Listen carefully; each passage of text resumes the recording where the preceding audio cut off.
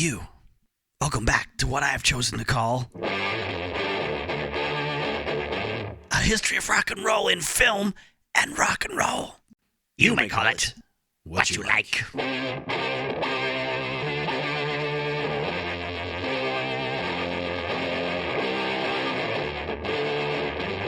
So here we are. We're doing the last Van Halen episode. We're done with the wildlife and we're moving into Better Off Dead territory. I'm pleased to recommend a new YouTube channel I was not aware of. It's not new. It's been around for a couple years, but I wasn't aware of it until recently. The algorithm fed me a video about Near Dark, which is one of my favorite 80s movies that stars half the cast of Aliens and is about vampires in Oklahoma. That I mentioned previously features an actress that was, one of the main characters in Wildlife.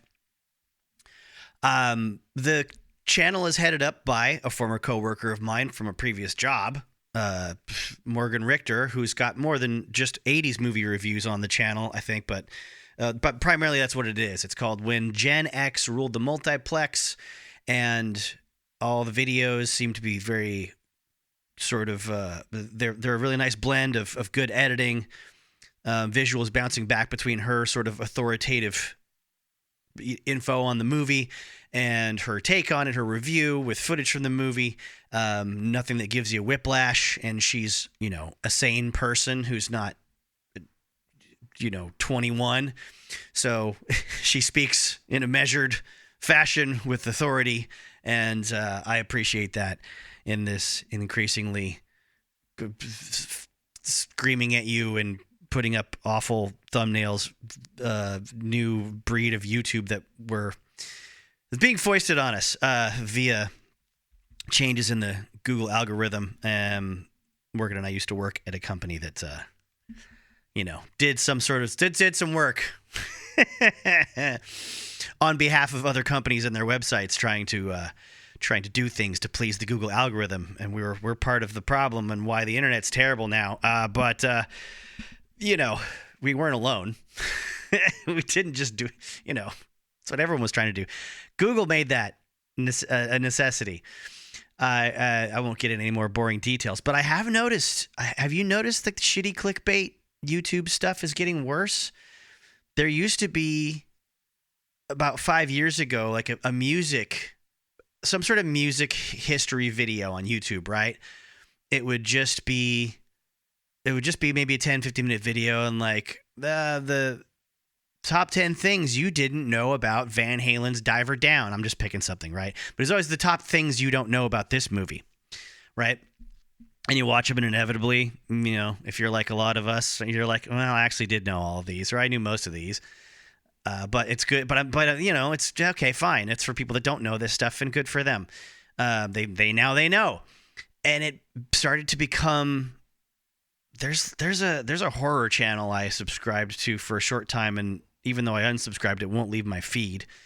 It's called Joe Blow Horror Originals, and he used to have a variety of different kinds of headlines and cover the making of lots of different horror movies and TV shows.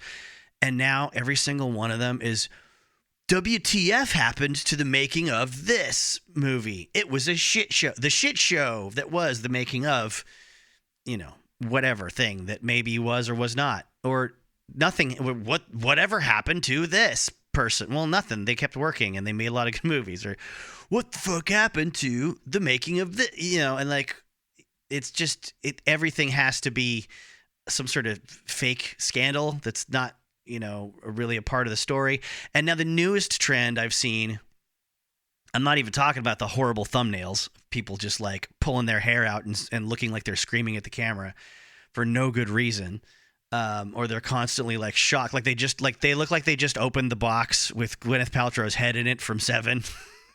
but it's a guitar, it's a fuzz pedal review for some stupid channel that wants to get me to buy stuff on reverb.com.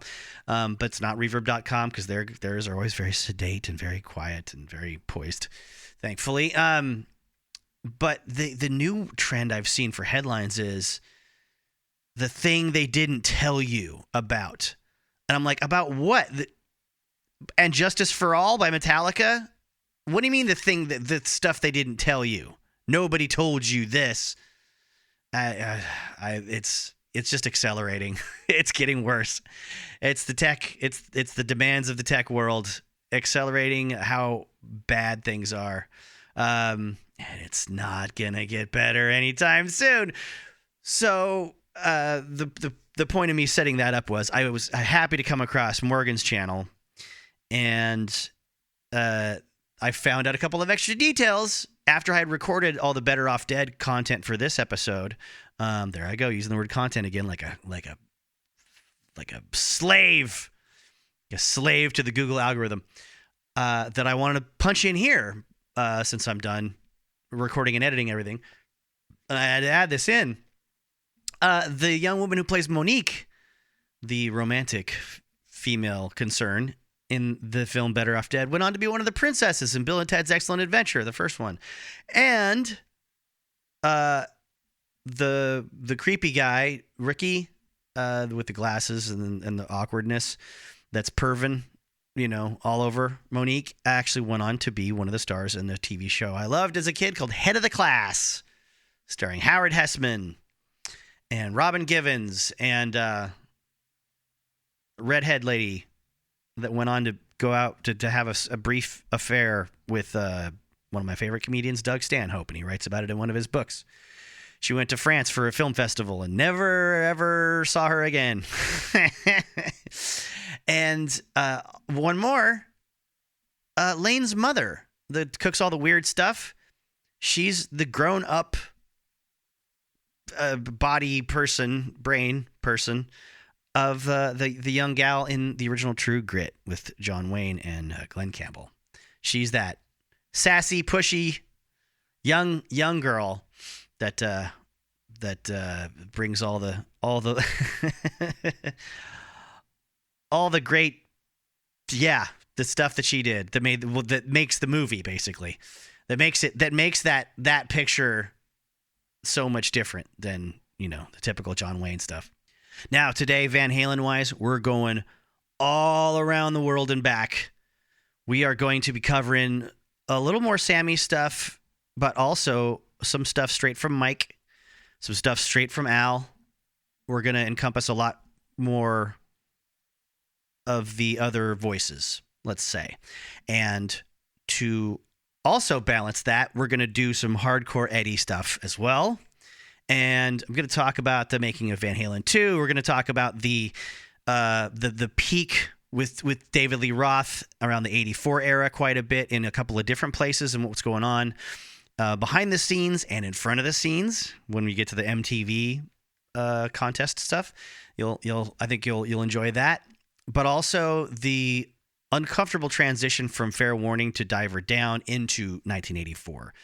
And that'll come up more than once. So, just if it bugs you that you're going to hear me talk about Fair Warning followed by Diver Down at more than one point in this somewhere around 5-hour episode, don't worry, because those two sections are about 3 hours long. I think. I'm not going to overdo it. It's one of those things that I just naturally end up going over certain events because I'm approaching it from different people's perspective and also at different times in their lives. What is that? Do you hear that?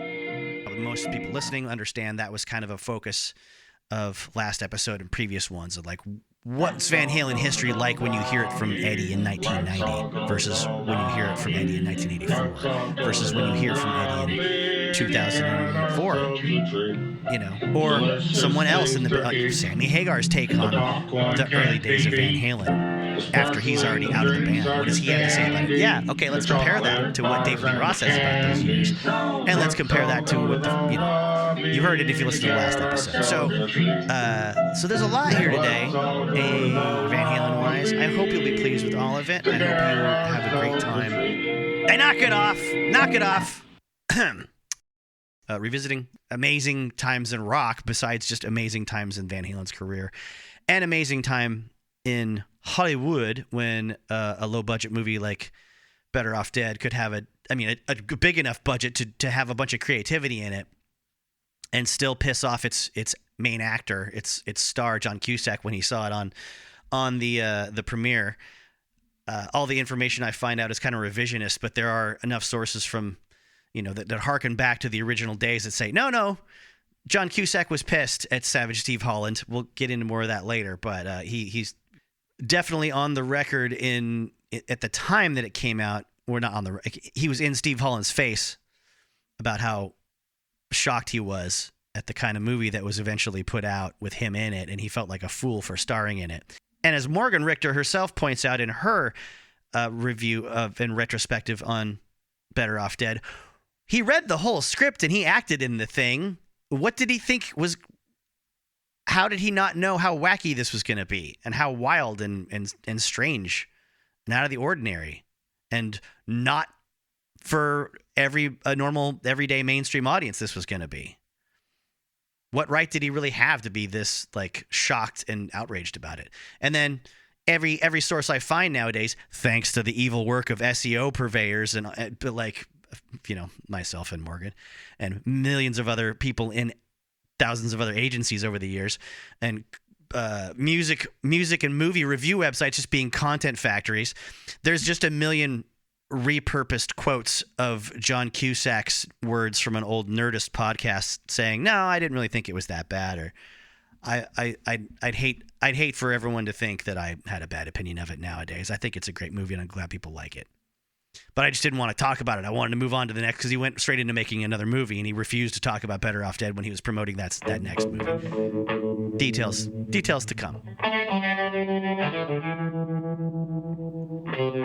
I'll thank you now, and I'm probably going to thank you at least once or twice more before we're done, for listening to a podcast with no real structure to it. This, on every other podcast, usually after the ads, is where you get the current events talk or updates since last time, and let's talk about our patrons and shout them out. We got none of that. We're just going straight into some Eddie Van Halen right now. So here's something I don't hardly ever do, and that's recommend a Rolling Stone article. This is from October 28th, 2020, right after Eddie died. And I have to say, it's very moving. It's very informative and seems more than fair in its treatment of Ed and his career and his personality and his actions. So I'm going to dip into that today, I think, to sort of bookend this episode. I think it's a nice sort of roundup to start the show with and then end the show with, and in the middle we're going to go get bogged down in a whole bunch of details. But it talks about the fact that he used to have a photo on his fridge in the 5150 studio back in 83 and onward of an old apartment building that he and his brother and his mom and dad grew up in. It was where he spent the first 7 years of his life, in the city of Nijmegen in the Gelderland province of the Nederlanden, pretty close to the German border. The text says, in a nice little, I don't know, a nice little couple of turns of phrase, Eddie, the grinning all-American guitar genius and musical mastermind from the most distinctly Southern Californian band since the Beach Boys. Haha, eat it, Eagles. That was me saying that, not the text. That's not Brian Hyatt from Rolling Stone magazine saying that. That's me. Eat it! He was a biracial immigrant who barely spoke a word of English until he was 7 years old. His father was Dutch. His mother was born in Indonesia. In the band's early days, when Eddie and his brother Alex got into constant screaming arguments, they would lapse into Dutch. It was one of the strangest things I'd ever seen. Their one-time manager, Noel Monk, wrote. I think one-time manager is a bit of short shrift there, but whatever. These two ordinarily placid rockers who usually spoke in a sort of pothead surf patois, suddenly nose to nose, spitting and snarling and growling at each other in a foreign language as if they had become possessed. It goes on to say that Eddie, who died of cancer on October 6th, 2020, was, at his core, an eternally boyish, sweet-natured prodigy The joy he conveyed on stage with guitar in hand was genuine and profound. But there were also darker currents in his emotional life he couldn't express in words, even to those closest to him. He avoided the ups and downs of high school, social life, and sometimes school itself by holing up in his bedroom with his guitar and a six-pack. He went on to spend a good portion of his life in that realm of pure music, retreating into an endless, meditative, alcohol-fueled jams in hotel rooms or in his studio. It's the universal vibration, he told me in 2007. It heals. When he played, his ex-wife, Valerie Bertinelli, wrote he disappeared into a world that was his. There he was most comfortable, and whatever he shared was of his own choosing. This interior world would confound, anger, and frustrate me to no end later on, but early on it was seductive. The article also points out that he tended to avoid confrontation and let frustrations build up, which leads to obvious problems with people like David Lee Roth and Ted Templeman, making choices in the studio he disagreed with, and we've talked about that here and there and everywhere. And if you haven't, or maybe somewhere within this episode, depending on how it's edited, when I'm all done, you can hear at times his anger and pain in his playing alongside the ever-present mischief and unearthly virtuosity. I kind of like highlighting, nice things in Rolling Stone when I find it. It points out that there was a fair amount of self-loathing in his makeup, because his mom pushed him to be a classical piano, whiz kid, or just at least a very studious and dedicated and disciplined student, which he really couldn't fight back against. But his mom also said, "You're gonna be just like your father, a nothing nut," which must be a phrase that meant something to her and his dad, I assume. Not great. Not great when one parent insults you by comparing you to the other parent, ever. And there's a bit where it does discuss quotes from, let's say, the 1984 era where they were enjoying big success. Quotes that indicate Eddie was never probably going to be free from his own internal critic, his own self-loathing. He confessed to fearing he was stupid. In another interview the same year, he called himself selfish and a sick fuck. In the dedication to her autobiography, Valerie Bertinelli wrote, and I think this is the only part of the book that I read when I saw it in a bookstore. "Ed, you are a good man. Believe it. When you do, you'll be free."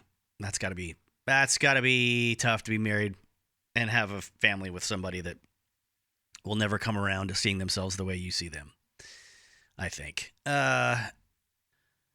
Article also notes that people like Ted Templeman were comparing him to Charlie Parker and Johann Sebastian Bach, but he was plagued by insecurity all the time and drank a lot and did a lot of cocaine to sort of overcome anxiety. Eddie said, "Every time I walk into the studio, it seems like the first time. It's like I've never written a song before. I'm just as scared." And guess what year that was? That was 1996. Think about that. Think about all those decades of fear. Another thing I don't read in a lot of old Rolling Stone stuff, which is why this guy stands out, this writer stands out. And I should reiterate, my gripes with Rolling Stone are usually their older stuff, 70s, 80s, some 90s stuff. And I do enjoy a lot of their political writing these days. A lot of their current event stuff from time to time. Nice in-depth research is what I've seen. When I have, once every few months found myself looking up a subject that Rolling Stone has written about. It's not music because, I'm not a child. I'm not into what the kids are into these days. That's for them, and they should love it and have a good time reading about the artists that they care about. And I'm glad there are magazines and websites for them, but that's not my lifestyle. It says to my point, I like the way the writer has sort of put this little paragraph together about some of his more hardware-oriented contributions Van Halen changed the way electric guitarists played, the sounds they strove for, even the physical construction of the instruments they used, with multiple patents to his name and other technical breakthroughs he credibly maintained that were ripped off and capitalized upon before he learned how to use the patent office. He single-handedly gave the electric guitar, an extra decade or more of cultural prominence. Notice he didn't say relevance, he said prominence. It was back on top after, as you know, we've said elsewhere, there was a fear in the early 80s that it was going to be obsolete very soon. Even as he tried to duck the blame for a generation of teased hair shredders who all, quote, played like typewriters, unquote. I think that all makes sense to someone who's never played guitar. I think that's a great example of just informative cultural writing, putting someone's achievements in a context you wouldn't have expected. You just think he's the guy that like is always like tapping on the fretboard with his mouth wide open. It also points out that besides guitar, he was an award-winning piano prodigy. So good work, Mrs. Van Halen. You did it. And for long periods, he would just abandon the guitar for synth or piano. He also took up the cello very seriously partway through his life, playing along to Yo-Yo Ma recordings for hours late at night. And friends told tales of him picking up unexpected instruments, a saxophone, a harmonica, and playing them at a seemingly professional level. Yeah, I know guys like that. I hate their guts. God damn it. I was in a band for a short time with a guy named Ian Sheridan, who was our bass player, and he had previously worked with that ukulele guy that I hate. The dude that looks like Josh Groban, but he's not, from the early 2000s. Whatever. His music's fine. He's a great musician. He's a great songwriter. People love him for good reason. I just hate all that stuff. Hated how, the twee, just, yeah, nice music of the early 2000s. You know, for people that are normal, that have feelings. Anyway, Ian was a great bass player.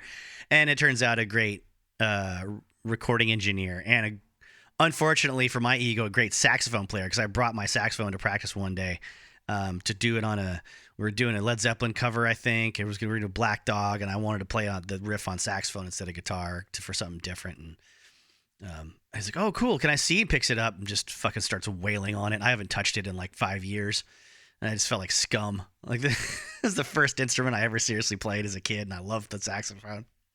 And this guy that just does he just picks up whatever, you know. Obviously he had practiced, but I don't know how Eddie Van Halen could have existed. The point of what I'm trying to say here is that breeds isolation if you're that good at that many things and you don't need to collaborate with lots of folks. Also, it engenders a lot of jealousy and resentment, and I think all that happened within his own circle of musicians in the band as they came and went, singers mostly. And maybe people that they worked with business-wise, like they kept a pretty tight, the camp kind of, they kept the wagon circled around the Van Halen camp pretty tightly. Obviously, a lot of that's just fierce loyalty to the family and the people that, you're in a band with every day. But also, I can't help but think that just being that great and on a different level from everyone, it just invites people that are going to come at you worshipfully or trying to undermine you. In either way, that's not healthy. And I think the isolation and the drinking might have been, and it might have been Eddie's only sort of self-preservation moves, and getting married, and having a family with Valerie instead of continuing on with the kind of partying that other people in the band were doing. And we'll get to that. When she did get pregnant with Wolfgang, their only child, he had been joking he wanted to have enough kids to form an entire band. He would play guitar for Wolfgang in utero. His son, of course, does turn out to be a very gifted multi-instrumentalist from a very early age. At 15, he joined Van Halen on the bass, and Eddie was overjoyed and got rid of Michael Anthony. He said, I pick him up from school every day. He said this to Valerie with obvious pride. And we make music. This kid kicks ass. Now back to the parents. His father, Jan, was a hard drinker. He was a classically trained saxophonist, and clarinetist, who was a soloist in big bands that he played in overseas. He fought in the Dutch resistance in World War II, traveled to Indonesia during the last days that it was still a Dutch colony, and married a woman there that he met, Eugenia van Beers.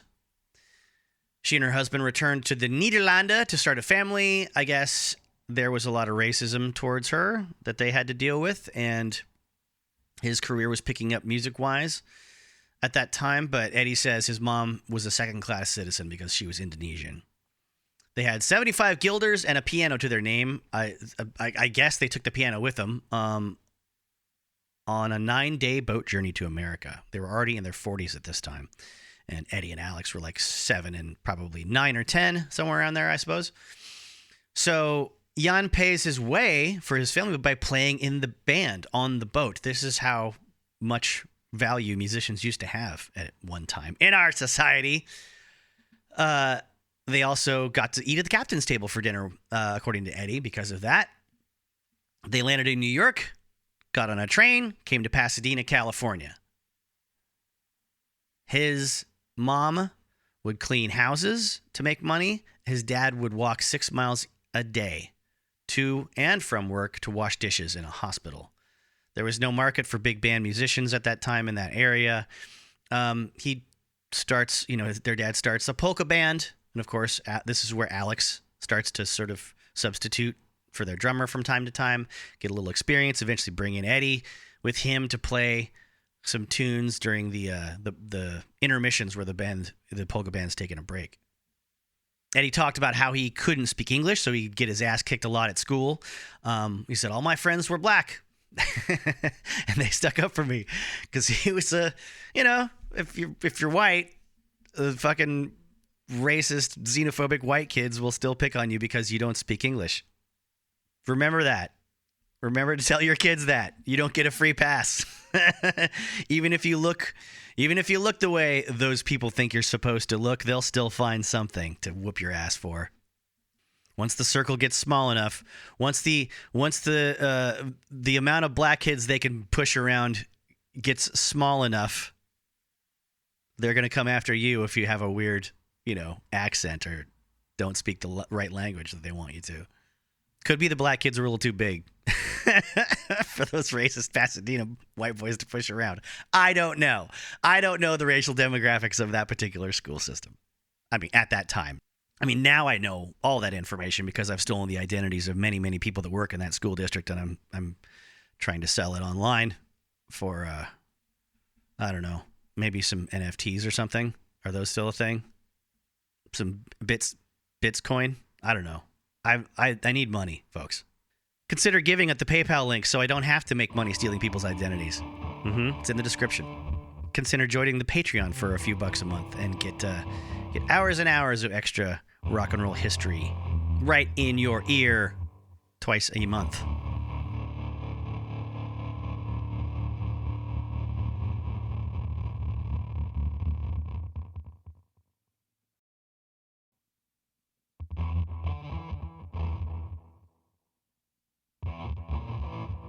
I'm ready to have some fun talking about this movie, Better Off Dead. And it's going to be a stark contrast to the wildlife episodes, I will say. I hope you're okay with that. Because this one, I had never seen in its entirety as an adult. It was always being advertised on TV when I was a kid. I remember seeing previews for it on television. I know it was on cable TV a lot, but I didn't have cable TV in the 80s. So this one just missed me, as did a lot of teen-oriented American cinema of the 80s. I was too young for a lot of that stuff anyway. Like, my babysitters were the ones that were obsessed with John Cusack or the movies like Pretty in Pink, the more serious fare that were still comedies. I finally got off my ass and watched Better Off Dead and enjoyed. I had seen the Van Halen scene before. I'd seen the burger scene, the music of sort of video dream sequence, with Everybody Wants Some, and I always thought that was great. But I didn't realize the director had also gone on to do some things that I saw when I was a kid later. His name is Savage Steve Holland. He was born in 1960. He got the nickname Savage, supposedly after kicking another kid in the teeth during a soccer game as a child. He went on to study animation at California Institute of the Arts. He had a project there called Going Nowhere Fast. It was exhibited at the Museum of Modern Art. Then he went on to be the guy to animate The Whammy. If any of you out there remember a game show from the early 1980s called Press Your Luck, it had, I always found it entertaining. I almost never got to see it when I was a kid, but I loved animation from an early age and wanted to know more about it too. I wanted to be a cartoonist.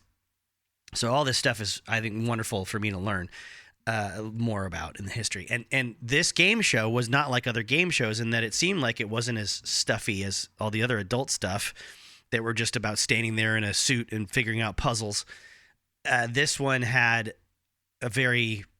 Press Your Luck had a lot more energy to it, and it had these little animations. You can... I won't explain it. You can look it up on YouTube. There's episodes of Press Your Luck out there. My degenerate friends and I have spent evenings on the weekends watching live streaming them together. Some friends of mine in Indiana, the one of whom I've known since Luthier School in the year 2000. Oh shit! This is where the DeCarlo dick down begins. The bonds that you form when you're young. That's, when you find the right people, when you find your people, you hang on to them, man. I tell you what. There's a lot of...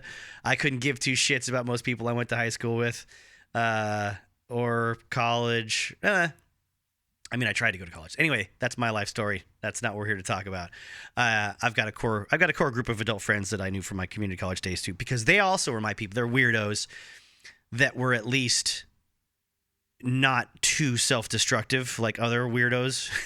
Can we say that? You got to find the right balance if you're super into music and movies and some niche things, and especially in certain circles where it is a lot more acceptable to be self-destructive or outwardly destructive or act in ways that are criminal and predatory to other people, so you can get drugs or whatever the hell it is. I'm grateful I was never around those people and felt, here we go, this is where I belong. No, it was guys like these friends of mine I'm thinking of that I'm still in touch with on a regular basis, and we were all the not cool people that were into music and movies, but we weren't totally hopeless either. So Press Your Luck, fun to watch even today. Actually, I'd say especially today, if you have a little nostalgia for the late 70s and early 80s. But it had these cool little wacky creatures being animated that looked like something I would have seen in a comic strip at the time, something out of like The Wizard of Id or some Captain Caveman looking animation or something from Hanna-Barbera, but a little bit more ragged. Maybe that's a better way to explain it. Anyhow, after that, he moves on to Better Off Dead, and we're gonna cover the movie from a few different angles here. I'm not gonna do this all in one shot because there's little things I've read and quotes that are a bit conflicting or contradictory, only mildly, between him and the story of the movie and John Cusack's relationship with him and stuff. But he eventually went on to do kids television for Fox. Eek the Cat was a big one that I loved to watch when I was in my early teenage years.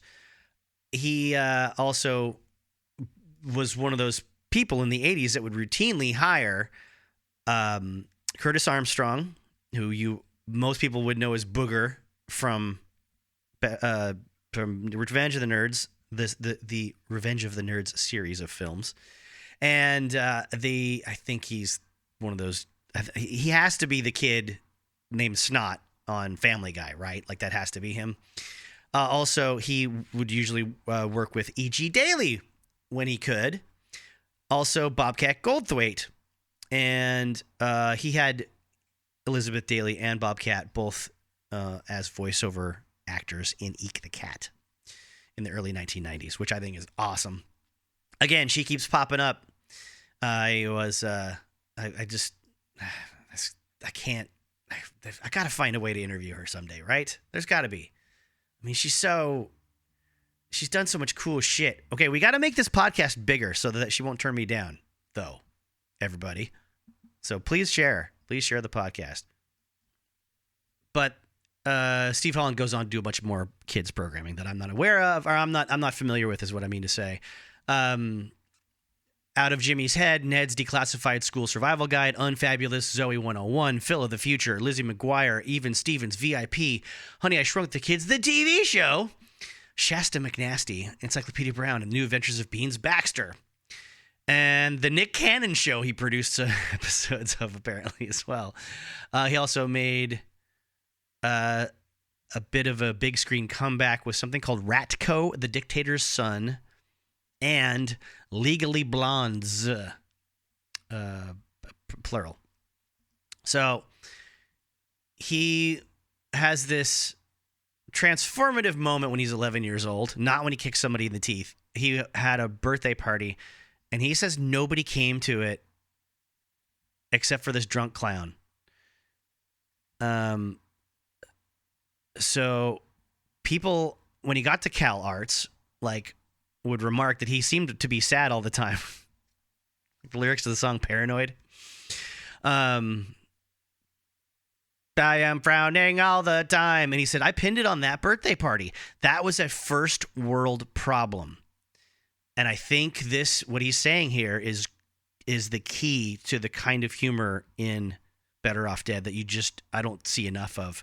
And I only see it in some of these strange 80s movies like Heathers. And this one, and Repo Man, I want to put Repo Man in there as well, but Repo Man is so much edgier and more out of left field in its own way. It doesn't quite line up in my mind, but maybe you know what I'm talking about. This sort of tonal, almost a tonal inconsistency. It's offbeat and it's dark humor, but it's also kind of silly. You know what I mean? The big budget version of that, of course, going back to the origins of this podcast, would, I think, at the end of the 80s, is Hudson Hawk felt that way to me. And in this case, he says, it was a first world problem. I had a shitty birthday party and I was depressed about it. I made it into a movie thinking, what a sad story. Obviously, I should be clear. I'm not lumping Hudson Hawk in with those teen comedies, those teen dark humor sort of comedy things, but in its own way, the tone being off from scene to scene in that movie is what I'm thinking of.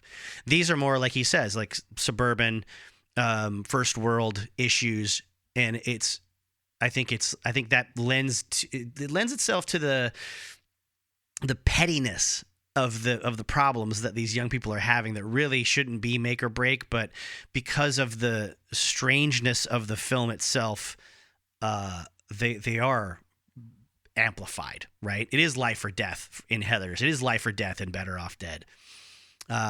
Certainly life or death in parts of Repo Man as well. So he says, a film fest audience viewed his short film, My 11-Year-Old Birthday Party, as a comedy. People thought it was so pathetic and sad that they were laughing their heads off. That's how I started my career. I dug into things that sucked in my life, and the girlfriend thing that happened to me was the biggest suck of all. So that's, of course, the beginning, the setup for the story is, John Cusack is Lane Meyer, who's hopelessly in love with his girlfriend, Beth, Amanda Wiss from Nightmare on Elm Street for people like me. And it says something about me that my crush was Heather Langenkamp instead of Amanda Wiss, but hey, I would be happy to take either of them out for dinner anytime they're free. But he's so heartbroken that she dumps him for the ski jock, right? He wants to kill himself, and he tries multiple times and fails multiple times.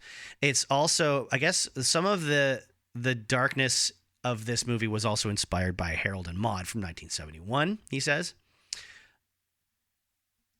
And this article I'm reading from, some details from InsideHook.com.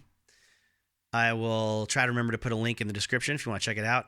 There's a great paragraph here that really does a fantastic job of giving you a good reminder of like the kind of environment that this film was released into. The bleak humor made Holland's film an outlier in the robust 1985 teen and youth-driven flick market. That year saw the release of now iconic films, The Breakfast Club, The Goonies, Just One of the Guys, Girls Just Want to Have Fun, Real Genius, Secret Admirer, and that's it. Nope, that's not it. I lied to you. I fooled you. Explorers, Teen Wolf. Okay, that's it. No, it's not. The Legend of Billie Jean, Weird Science, and Back to the Future. In 1986, John Hughes released Ferris Bueller's Day Off, with the Ferris character being the opposite of Lane. Ferris still blows my mind, Holland says. In my world, everybody's a loser. And that's where the jokes are. So you have Ferris. It's such a cool idea. There's this guy you're going to root for who has it all going on. I was super jealous of that movie. I feel that way listening to music sometimes. I'm jealous of people that write these aspirational songs that just make people feel better, and then they just cash checks for decades and decades and decades. I mean, we're all a little jealous of folks that make lots of money, but it just never occurs to me to write from that perspective. I might have to force myself to. Holland goes on to say, I would say 90% of the teen movies I saw, and it was great back in those days to watch all those cool movies, were getting lamer and lamer as far as those stereotypes and story points we've seen 1,000 times. I think that mine is sort of the freak show of 85 teen movies. It's the ugly duckling of it all. And they mentioned the fact that, Lane's best friend, Charles DeMar, is Curtis Armstrong, who Holland refers to as a national treasure, has been in high school for 7.5 years and snorts Jell-O and mountain snow for a swift high. The local paperboy, Johnny, repeatedly hounds Lane for $2 in overdue fees. A black utility worker makes fun of Lane falling into a garbage truck in speaking the hilarious line, "Man, that's a real shame when folks be throwing away a perfectly good white boy like that." Lane's 7-year-old brother buys a book called How to Pick Up Trashy Women and succeeds in doing so. Lane's eventual love, French exchange student Monique, played by Diane Franklin, feigns not knowing English and can fix cars. And during the film's climax, Lane, who is a great skier, somehow beats Stalin in the K-12 race. Back then, the sports genre was Karate Kid and Breaking Away, Holland says. It was always the person who has the challenge in sports, and then they always win. I wanted to twist that, too. In the original ending of the movie, he ties Roy. We had his test screening, and the audience was pissed off that he tied Roy. So we had to make it look like Lane won the race. That's how Rocky ended. He tied Apollo Creed. If you look at how Cusack won, it's because Johnny the Paperboy tried to kill him. Yes, I love that part of it. I love that part so much. So he actually doesn't really get to own that victory. There's just there's so many great factors to this story and the character performances and the situations that they're all in.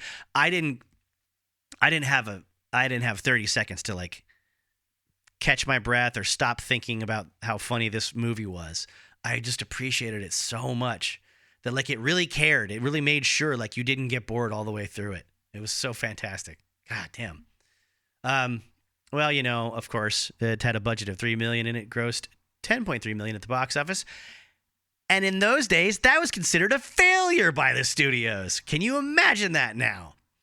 I don't even think they didn't spend the marketing budget like they do these days. I don't think. If you're an old Hollywood mogul, please call in and correct me. But that's the big thing they talk about on all the YouTube videos that discuss new films these days is if your box office is equal to the cost of making the film, that's only half the battle. The other half is usually they spend almost that much on the production as they do the marketing and promotion of it, because that's the world we live in now. And you have to make that back too.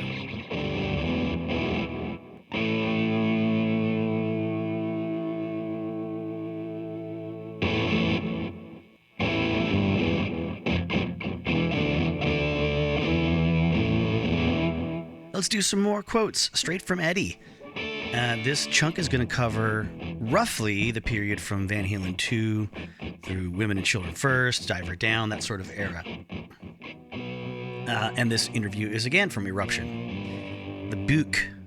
The Eruption book with Brad Tolinski and Chris Gill. When did you start working on Van Halen 2? Eddie says, we started on the Monday after the last gig of our first tour. We just played for 10 straight months, so we were extremely tight and wanted to take advantage of that. At that point, you're just tight without even knowing it. Did you think the first album would be as successful as it was? Hell no! I had no idea. But we felt pretty good about Van Halen 2. We gained a lot of confidence. We took the same approach as we did on our first album and just set up a big room with my old Marshalls and played. The Marshalls I used on the first 2 albums just sounded so good. But I stopped touring with them after they got lost in transit on one occasion. I bought some new ones and put the original in a closet and only pulled it out for recording. And I think that's what we discussed previously, the either Texas Jam or California Jam. I want to say Texas Jam show where they were on the road and the Marshalls didn't show up and Eddie had to play through someone else's rig, and it just made him uncomfortable for the whole set. They mentioned it doesn't sound like there's a lot of overdubbing on Van Halen 2. Yes, overdubbing. That's how I pronounced it just now. Overdubbing. Take 2. Overdubbing. Use take 2. Oh, no, not at all. There's only, 3 songs that had guitar overdubs. The rest were live. Did you consciously try to write another Runnin' with the Devil? No, I thought the songs were very different on the second album. I knew that some of the harder things like Light Up the Sky would never get any airplay. But those are the songs that I really liked. And then comparing the first 2 albums, he says, Ted and Donn Landee weren't sure of what they wanted to do with us on the first album. By the second album, they knew exactly what to do. And so did we. We also grew. We were playing and writing better. Ted said several times, God, I can't believe how tight you guys are compared to the first record. Van Halen 2 is just much fuller. Asked about what songs stand out to him in retrospect, he says, I liked Out of Love Again because it was funkier. It was a funkier sound for us, and it gave some room for the drums to shine. It reminded me of Tower of Power's What Is Hip. Somebody Get Me a Doctor was written around the same time as Runnin' with the Devil, and it was an early club favorite. The beginning instrumental section of Women in Love was quite different for you. It was unapologetically pretty. I was experimenting with my use of tapped harmonics, in parentheses says a bell-like sound that is created when the guitarist taps exactly 12 frets above any fretted note played. You'll hear him a lot in Van Halen's playing over the years. A version of that's distorted, where he just, he does them a lot, and it's one of his signature moves. If you want to reference a not clean bell-like sound, but a distorted version of that is the verses of Pound Cake for Unlawful Carnal Knowledge in between Sammy's verse lines. Instead of playing a lick, or playing a run or bending a note, he does a chiming but distorted bell sound with those tapped harmonics. It's got some boom, boom, boom, boom, or it won't feel right. Boom, bam, bam, bam. Jigga, jigga, jigga. That great chugging sound he has when when he's not doing that. Oh, it's so good. Another reason it sounded different was because I had a new guitar that I put together myself. It had a junk Strat-style body and a Dan Electro neck I had laying around, and I threw a Telecaster pickup in the bridge, and I think there was a Seymour Duncan Fat Strat in there somewhere. I put it together in a day, and I only used it for that intro because my Frankenstein guitar just sounded too ballsy for something that quiet and clean. That's really cool and interesting. So he's doing a totally different approach to the tone and building, a guitar that's not going to be as big and warm and, maybe powerful sounding like the Frankenstein guitar. You did another cover song on this album, You're No Good. Wait, you did another cover song? They don't mention one earlier. Oh, I guess they just mean like you did on Van Halen 1, there's a cover song. Okay. Sorry. Sometimes I process this stuff in real time. When we were playing in clubs, we used to do a version that sounded more like Linda Ronstadt's version. But when we had the idea to do it in the studio, I couldn't really remember how it went. So I just started noodling, and that's what came out. Did you have a favorite? And Eddie says, probably Light Up the Sky. I wrote it right before our first record was recorded. When we were getting ready to record the second album, Ted asked to hear all of our new ideas, and he really liked it. I was totally surprised because it was pretty progressive. The changes were a little more bent than some of the more commercial ideas we had. It made me happy that he liked it. It gave me hope. I also like Beautiful Girls. It was a happy song to balance out some of the heavier stuff.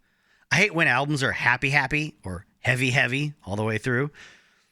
We had a little bit of both on Van Halen II. Some songs that sound really poppy, and others were about drinking a bottle of booze and fucking, like DOA. Quick sidebar on the next page, Eddie's Oddities, which is a one-page series that goes through the book. Again, can't recommend this book enough. I promise you, you're not getting all of it from my episodes here.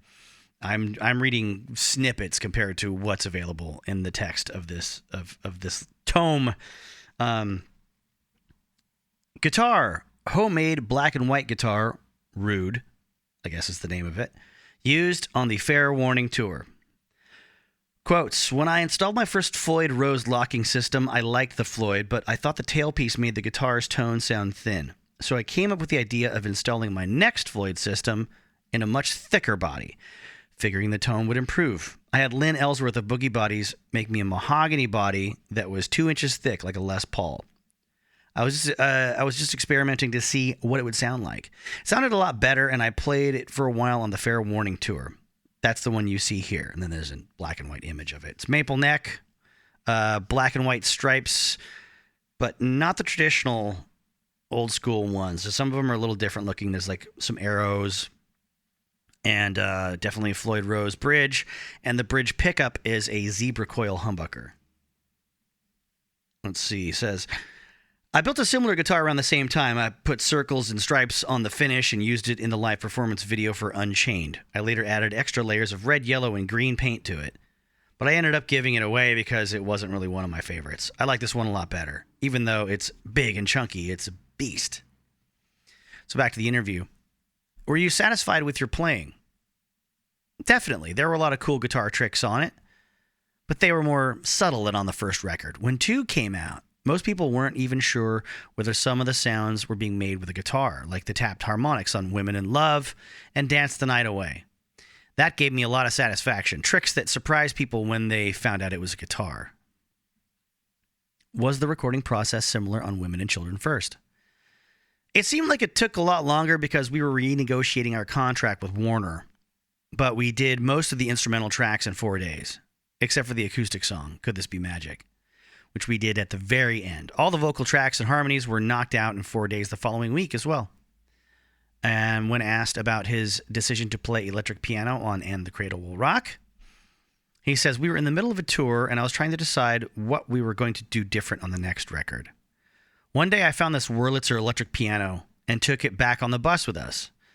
I'm presuming he means he found it in a store and he paid for it. Not that he's just like walked away from someone's house with it or a venue they were playing. I don't know. I would bang out the chords on it and come up with all kinds of new ideas. I recall that the basic chords for Jump were actually one of the very first things I wrote on that piano. I had actually written the riff for And the Cradle Will Rock before then, but I thought it sounded better on the piano. I blazed it through my pedal board and my Marshalls. The noise that you hear in the beginning is an MXR flanger, and I'm banging on the lower register of the piano. I busted one of the keys on my piano while I was doing that. Could This Be Magic is a fun take on country blues. When did you first start playing slide guitar? He says this song was the first time he ever played slide. We were working on the song in the studio, and we were all a little bit drunk, and the guys went, it doesn't sound right, Ed. Why don't you try playing slide? I said, uh-oh, I've never played slide, guys. They told me to just fake it. A lot of people use different tunings when they play slide, but I wasn't really familiar with how to do it, so I played it in standard tuning. They ask, what is that little piece of music that fades into nothingness at the very end of side 2? It was something Al and I were messing around with. We called it Growth or something like that. We thought that just for the hell of it, we'd stick it at the end of the record and possibly start the next record with it. But it never amounted to anything, so we left it at that. You've mentioned that you like to leave mistakes on some of your tracks. Any good ones on Women and Children First? I love my mistakes because you can never redo them in exactly the same way. They're just freak things. On Fools, I accidentally made this weird noise, and to my ears, it sounds like I'm slipping off of the fretboard. At first, I wasn't sure whether I liked it or not, but now I love it. Was the homemade Frankenstein still your main guitar on the album? Yeah, although I also used a Gibson ES335 for the solo in And the Cradle Will Rock. For some reason, I feel when I play a 335, I can really blaze. It just has a different feel. I also borrowed an Ibanez Destroyer from Chris Holmes. We've talked about that one in previous episodes as well. I wanted to get a sound like I got on the songs on our first album, where I used my Destroyer before I ruined it by cutting a big chunk out of the body. Do you ever worry about living up to expectations as a guitarist? It seems like I should, but I don't. The way I got where I am is just by doing what I do without worrying about anything. I don't really think about getting better. I'm probably more concerned with change. You can only play so fast. You can only twang so much. It's more a matter of evolving than getting better. I think my playing has changed quite a bit from the first album. I don't want to call it maturing or anything, but if you're exposed to different ideas, you tend to play different. I'll always sound like myself, but I'm always discovering different combinations of notes, riffs, and little noises that make my playing different. How do you feel when you hear other people playing like you? I don't mean to sound egotistical, but they don't play like me. They just try to. Actually, I think it's better that they try to because it comes off as a little different. Whereas if they play exactly like me, it's going to sound like me. Just like when I started it, I tried playing exactly like some people, but I just couldn't. That's how my style developed. Out of the mere fact that I couldn't play like someone else, I had to come up with something myself. Are there any guitarists you admire? I like Alan Holdsworth. Oh, sorry, he says I loved, not I like. His playing on Bill Bruford's album, One of a Kind, still amazes me every time I hear it. That fucker was good. His band opened for us once in Reno. I guess the band was called UK. This was July 25th, 1978. And he says, I couldn't believe how good they were. Those guys were fucking playing their asses off, even though people weren't really receptive to them. Holdsworth was a really strange player. You could never hear the attack of his pick. I'd love to hear him play with Tim Bogert on bass. If I ever played bass, that's how I'd want to play. Speaking of bass players, that leads us nicely into our next segment. Story time with Mike.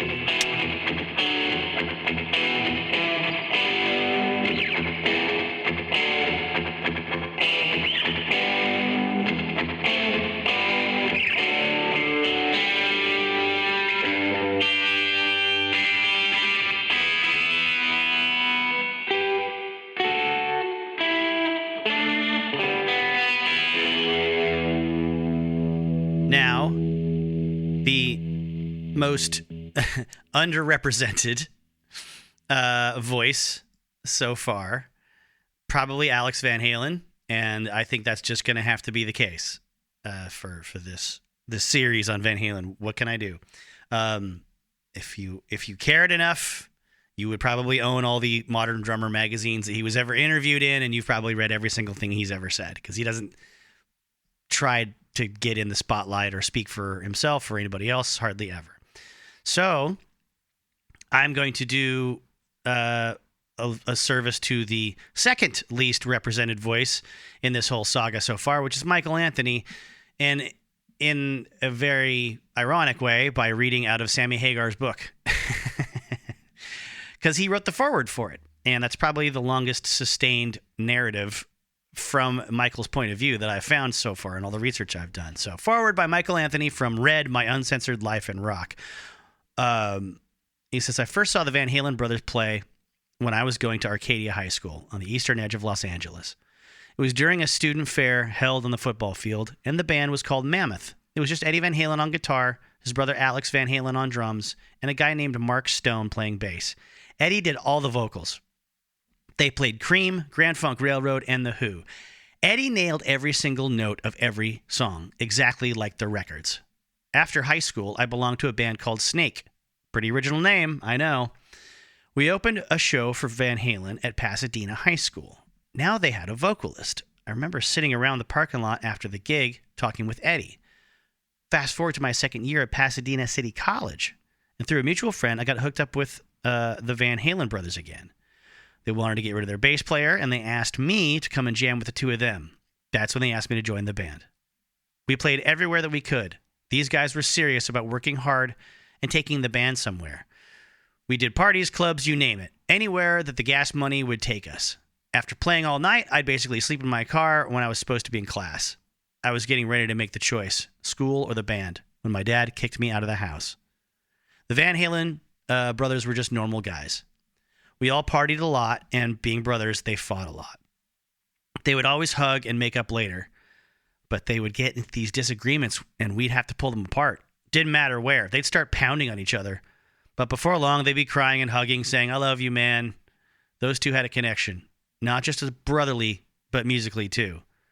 Ed wanted to hear Al in his monitor. Al wanted to hear Ed in his monitor. They played off each other.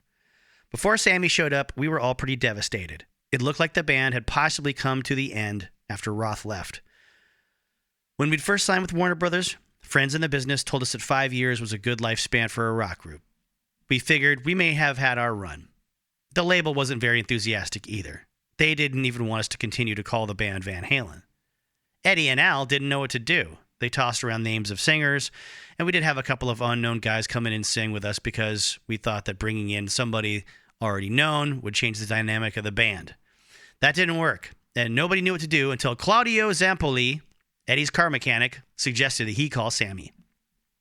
From the first moment I shook his hand on the day he came to Van Halen's 5150 studios, I knew this guy had a vibe. We had never met before, but I was a big fan. When we'd worked with producer Ted Templeman recording the first Van Halen album, we told him to make us sound like Montrose. We wanted that big rock candy sound. Sammy was a breath of fresh air. We went out into the studio to play him some music. We played and he started singing along. Whatever Eddie could play, he could sing. We all looked at the engineer, Donn Landee, and just went, "Oh, fuck." It was like the clouds cleared, the skies opened up, the sun came out, the birds were singing, the animals were dancing. It was like, amen, we've got ourselves a band. He was the perfect missing piece of the puzzle. We were blown away. We made cassettes and sat there with the engineer. I just remember saying, "We've got ourselves a band." We'd all been down and out and hadn't known what we were going to do. This was the answer to our prayers. This was the kick in the ass we needed. This was, fuck, this is it. I played the cassette for my wife, Sue. It was just the lyric Sammy came up with off the top of his head, which later became Summer Nights. She went nuts over what she heard. She could tell. You can get together with guys and jam, and I've done that many times in bands, and some of them are great, some of them you just go through the motions. But magic like that is once in a lifetime if you're lucky. All of a sudden, we're taking it to a new level. Not only do we have this guy who can really sing, but now we've got another guitar player too. It was something new, something different. And Eddie was really into it. Sammy was the key. He was the guy who took us to a new, higher plateau with Van Halen. Sammy and I hit it off like a steam locomotive. That's not an expression. That's not... Two people getting along like a steam locomotive is not a metaphor for anything that's ever been used to describe what that is. But whatever, it's Michael Anthony. We became friends in a way I'd never been with anyone else in the band. Yeah, because he didn't despise you and treat you like shit. Try to cut you out of the money. The whole band caught the spirit. Nothing was going to get in our way. It was nothing less than a rebirth of Van Halen. There was a lot of energy flowing through that studio when we were working on the 5150 album. Ideas coming left and right, all fresh and exciting. With Sammy, we had a real melody. He was just a great all-around musician. Eddie would say, "Hey, Sam, I got this idea." And Sammy could pick up a guitar and go, "Yeah, okay, but what about this?" That was all new with us. We started to become a much more musical band. With Sammy in the band, Van Halen went through the roof. The band scored a string of #1 multi-platinum albums. We ruled the arena rock world and played before capacity crowds night after night for more than 10 years. We were the world champion hard rock band, and Sammy took us there. As everything started to fizzle with Sam, I stood by and watched it all happen. I had that comfort zone in Van Halen, and I wasn't about to give it up. They were my band. When Sammy was forced out of the band, and they were working on whatever the deal was for Sammy to leave, I wasn't really a part of those discussions. I just did what was politically correct. I'm sure there were a lot of things that the Van Halen brothers were keeping from me at that point. Things that they just went ahead and did. Eddie Van Halen wanted to be in total control. Al was going along with everything Ed did. Ed took the reins and was just looking for a pawn or a puppet. After Sammy left the band, we really didn't do anything again for years until Gary Cherone joined in 1998.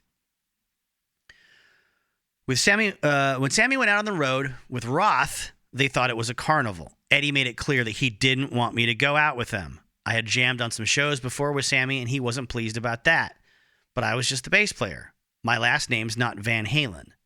I didn't feel like I was doing anything wrong. I thought I was flying the Van Halen flag. Ed called me when he heard I might appear as a guest on some of the shows. I wasn't going to do the full tour, but Sammy asked me if I'd come out and play a few dates. I was totally into it.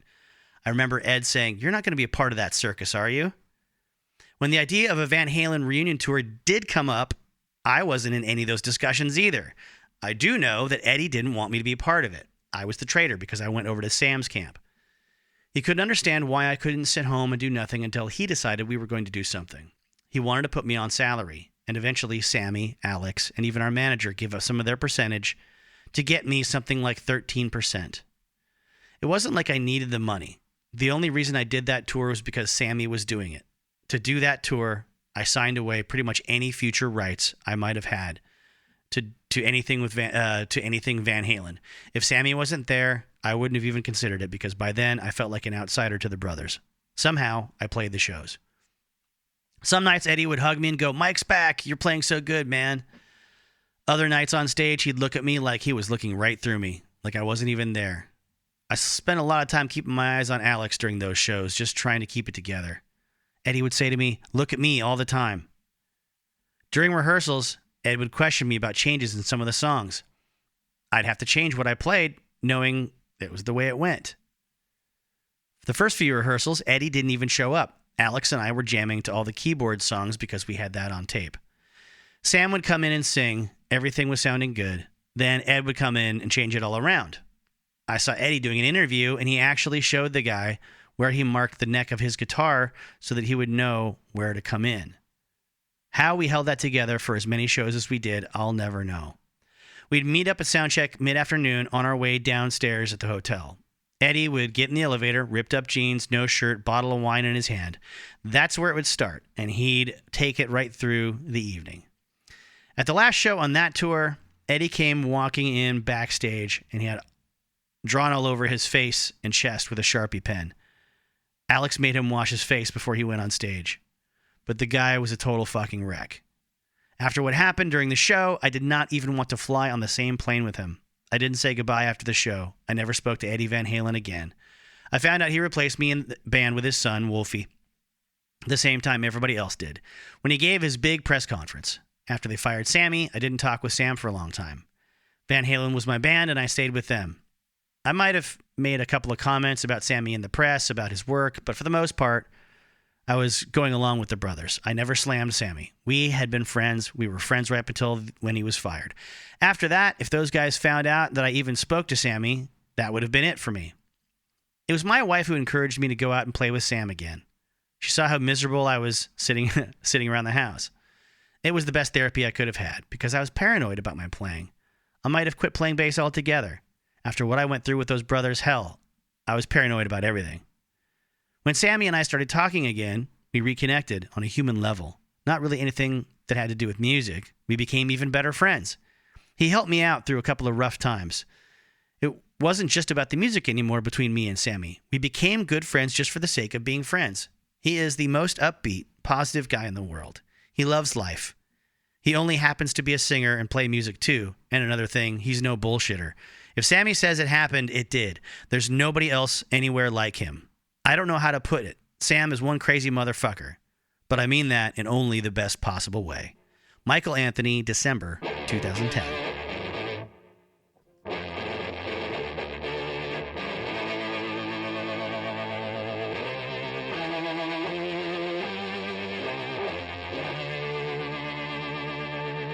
Okay, more talk with Eddie.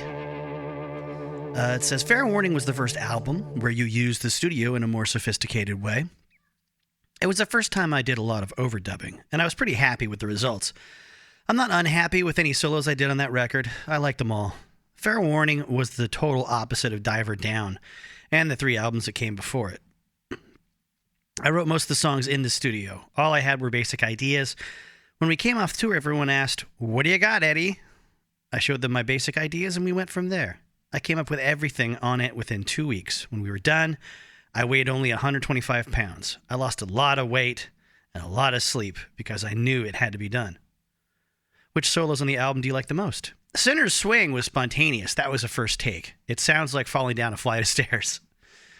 The only problem I had while recording the album was playing the solo on Push Comes to Shove. Usually, all my guitar parts are done in 3 takes or less.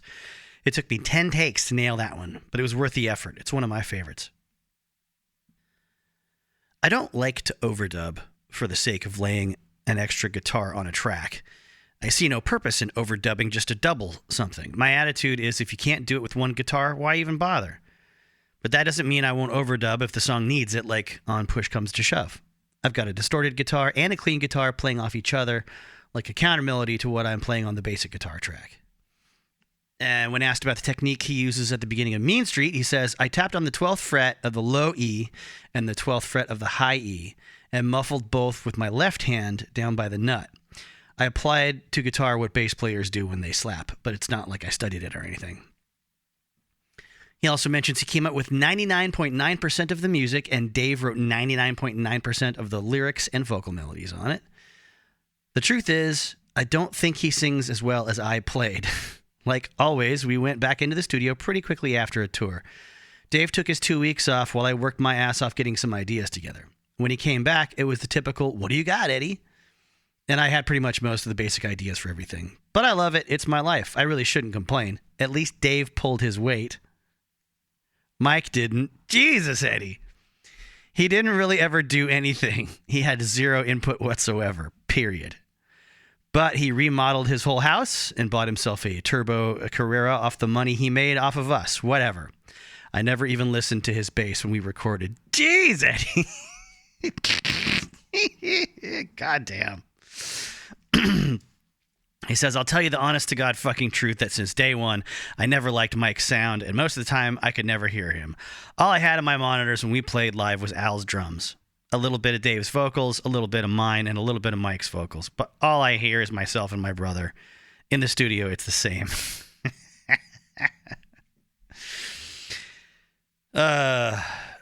He says that Fair Warning's lack of commercial success prompted Diver Down. But to him, Fair Warning was most true to what he is, what he believes Van Halen is.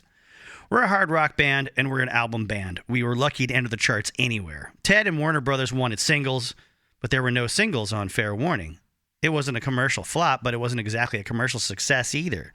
For many guitarists and Van Halen fans, Fair Warning is a hot second between either Van Halen or 1984. The album was full of things that I wanted, from Unchained to silly things like Sunday Afternoon in the Park. I like odd things. I was not a pop guy, even though I have a good sense of how to write a pop song. They mentioned the 5 cover songs on Diver Down. He goes, yeah, and it was 5 too many. It started when we were in the middle of a break, and Dave suggested we should record a single to keep the fans interested. Dave always wanted to redo Dancing in the Streets, and I remember him giving me a tape of it. I said, I can't get a handle on anything out of this. I didn't really want to do it, so I suggested Pretty Woman because that seemed more of a Van Halen song to cover. It was us. The single became a surprise hit. Yeah, it was us. I guess it means it was more of like, Pretty Woman was more like a, could have been more of a Van Halen song. The single became a surprise hit, and Warner Brothers wanted us to record an album. I only had a few songs ready to go, so Dave came in with a bunch of songs he wanted to cover. Next question about the impetus for little guitars. He says, the little flamenco-style introduction was inspired by the classical guitarist Carlos Montoya. I saw him on television, and he was doing these crazy things with his fingers. I knew it would take me years to learn how to fingerpick like him, so I came up with my own way to replicate what I liked about the sound of it. Some other guitarists were in the studio while we were recording little guitars, and that particular lick really blew them away. I remember Steve Lukather coming by and saying, that's not you. How can you be doing that? What threw him is that he was hearing a high trilling note and a low thing going on at the same time. When I showed him how I did it, he laughed himself silly because it was so simple. All I did was tremolo pick the high strings and hammer on the low strings at the same time. People were always amazed when I played it live because they assumed there was 2 guitars playing the part. They say the production of Diver Down is not as sophisticated as it was on Fair Warning. And Eddie says, on Diver Down, we went back to our old style of making records. We essentially played everything live, and only 2 songs had overdubs. I was always butting heads with Ted Templeman about what makes a good record. My philosophy has always been that I would rather bomb with my own music than make it with other people's music. Ted felt that if you redo a proven hit, you're already halfway there. I didn't want to be halfway there with someone else's shit. The track that really made me crazy was Dancing in the Street. I was working on a great song with this mini Moog riff that I envisioned it being more like a Peter Gabriel song. But when Ted heard it, he decided it would be great for Dancing in the Street. Ted and Dave were happy, but I wasn't. The riff was my original idea, and I didn't even get writing credits for it. Yeah, that sucks. In some ways, I think Diver Down happened that way because Ted wanted his control back. When we were making Fair Warning, I was spending a lot more time with Donn Landee working on my sound, and I became much more involved with the recording process. Donn allowed me to engineer some stuff and comp the solo on So This Is Love. I recorded 4 solos, and Donn said, I don't know how to put all these together. You want to give it a whack? And I said, sure. What do I do? He told me to listen to all 4 and pick the best parts, and then he showed me what buttons to push to switch from track to track to put them together. I listened a couple of times, and Donn asked if I had something. And I said, what do you think of this? And I played it for him, and he recorded it without me knowing. Good work, Donn. That's what ended up on the record, and it was just my demonstration of what I thought would work. Then Ted walked in with this look on his face like, here we go, now he's engineering. He obviously wasn't happy. He thought that Donn and I were getting a little too close and steering the ship in a direction that he didn't like. Ted said, hey, Ed, you could be a great engineer someday. And Donn replied, he already is, listen to this. He played him the solo that I had just comped. Fair Warning was a big turning point. People were saying that I didn't know what I was doing and that it was a disaster. There was an inner struggle mostly between Ted and me. He was the A&R guy at Warner Brothers who signed us, and whenever he said to do something, people would do it. But with Diver Down, it was like I was being asked to turn back. After we made that album, I wanted to be sure that would never happen again. So Donn and I built our own studio.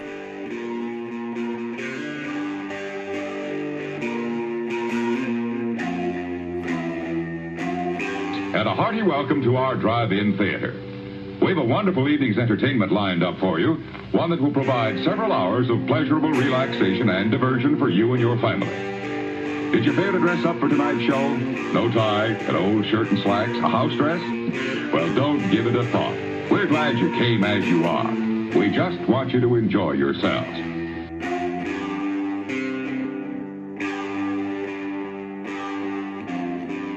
Now let's take a trip back to the story of Better Off Dead, and I'm going to pull some details from a Mental Floss article. Mental Floss used to be a pretty great magazine publication back in the early 2000s, as I recall.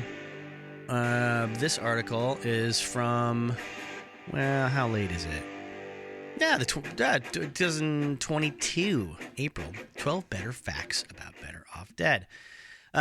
Typical listicle stuff, but as far as the format goes, but still full of actual information. Unlike others that I found, 10 things you didn't know about Better Off Dead. And there's a headline for each one, and then there's like 2 sentences after each entry. Not good. So, there are parts of this that obviously are going to cover things we've mentioned already. But he does talk about Steve Holland, the creator of the film, does talk about writing the script based on his own high school girlfriend, which we knew, who did leave him for the captain of the ski team. 6 years after the movie came out, she got in touch with him. I got a call. I don't know how she got my number. She said, I've been in therapy because I saw your movie and I had no idea. And then she sent me cookies and stuff. We touched on the fact that the story idea was fairly autobiographical, but there's more details here from Steve Holland talking about going into the garage, putting an extension cord on a pipe, and I'm on a garbage can, and I'm thinking, should I do this? Maybe this isn't a good idea. Anyway, it was a plastic garbage can, and my weight just crashed through it, and I fell, and the pipe broke, and it starts pouring water everywhere, and I'm basically in a garbage can drowning. My mom comes in, starts yelling at me for breaking a pipe, which is what any mom would do. And then it turns out Henry Winkler, the Fonz himself, if you're my age, and at least 3 of you are, Henry Winkler is the guy you saw on reruns in the 80s as the Arthur Fonzarelli character in Happy Days. And then when you were getting through or getting out of high school, he was the principal of the school in the movie Scream, which was fantastic. And years later, I would hear him in interviews on podcasts and stuff and find out that he seems like a really nice guy, like a really sweet, thoughtful, kind person. So in the early 80s, Savage Steve Holland has his short film called My 11-Year-Old Birthday Party. Plays at this film festival in L.A. Winkler sees it and introduces himself to Steve Holland, who said, Henry took me to lunch and he said that my movie was so funny. And I'm like, well, wait a minute. It wasn't supposed to be funny. It's a sad story about my life. So he asked if I had any more sad stories about my life. And I'm like, well, of course I do. So Henry Winkler sets up Holland at his Paramount office so he has a time and a place to write his script. Holland says, everybody talks about Winkler being the nicest guy in Hollywood, and he actually is. He didn't pay me or anything, but he said, I believe in you, and I believe in your twisted vision, and I want to give you an office. That's so fantastic. He also had to fight to get John Cusack cast as the main character, but he checked out John Cusack at the suggestion of Henry Winkler. So he sees him in a movie called The Sure Thing. It was something that Henry Winkler was executive producing at the time. I've only seen trailers for it on VHS cassette tapes rented during the 80s and 90s, or rather, probably closer to the 90s, but I was watching movies from the 80s, and there was this, I remember there being the one about this wild cross-country romp hitchhiking adventure from this John Cusack character that has a Polaroid picture or something like that, or a Kodachrome picture in his possession of a girl that's very pretty, and he's traveling across the country to go see her because she's a sure thing, because he's gonna get his dick wet. But the story is, after he saw the movie, Holland thought Cusack was perfect, and he couldn't see anybody past him. He didn't want anyone else for the role. I had a little bit of a scuffle with some studio people because John had just been in 16 Candles playing a kind of a nerd. And they were like, this is not a leading man. I was like, yes, he is. They hadn't seen the Sure Thing yet. I was like, you don't even know what you're getting right now. You're going to be so ahead of the curve to get Cusack now. I really went to bat for him. And they let me have him. I still think it's the best thing that ever happened to me and the movie, getting Cusack. Nobody else could have pulled that off, meaning the part, you know. It has been widely reported Cusack basically disowned the movie as soon as he saw it, which was the night before he was to begin filming Holland's follow-up comedy, One Crazy Summer. Reading more from the article, it says, though Cusack had helped Holland edit the movie, the film star walked out during the screening 20 minutes in. The next morning, Cusack basically walked up to me and was like, you know, you tricked me. Better Off Dead was the worst thing I've ever seen. I will never trust you as a director again, so don't speak to me. He was just really upset. I was like, what happened? What's wrong? And he just said that I sucked, and that it was the worst thing he'd ever seen, and that I'd used him and made a fool out of him, all this other stuff. And that made him not want to do One Crazy Summer anymore. Once he said that stuff, it was like a girlfriend who breaks up with you.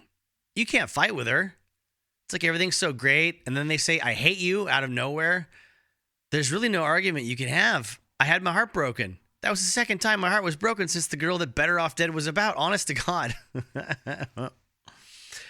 In 2014, Curtis Armstrong, guy that plays his, John Cusack's best friend in the film, told Nerdist he heard Cusack had signed a Better Off Dead poster. That was huge because he literally would not sign anything, Armstrong said. Somebody would hand him something and he would push it away. It was like a cross in front of a vampire. But in 2015, Cusack went on the Nerdist podcast. God damn, the Nerdist podcast was so good. God, son of a bitch. What a moment. What a few good years in podcast time that was. He explained how he didn't exactly hate the movie. It was one of those things where I made it and I didn't really have a feel for it, but it was fine. It was good. What happens is that you have to go to your press tour and they'd want you to talk about The Sure Thing or that movie instead of what you were there to talk about. So it wasn't that I hated the movie or I hated anything. I just didn't want to keep talking about it. He said that he felt terrible about how the cast and crew thought he disliked the movie. I don't have anything against it. I mean, I love when he says it's a shame to throw away a perfectly good white boy. I feel bad the director thinks that I have something against it. Another indicator that Cusack has warmed up to Better Off Dead in a scene in 2010's Hot Tub Time Machine.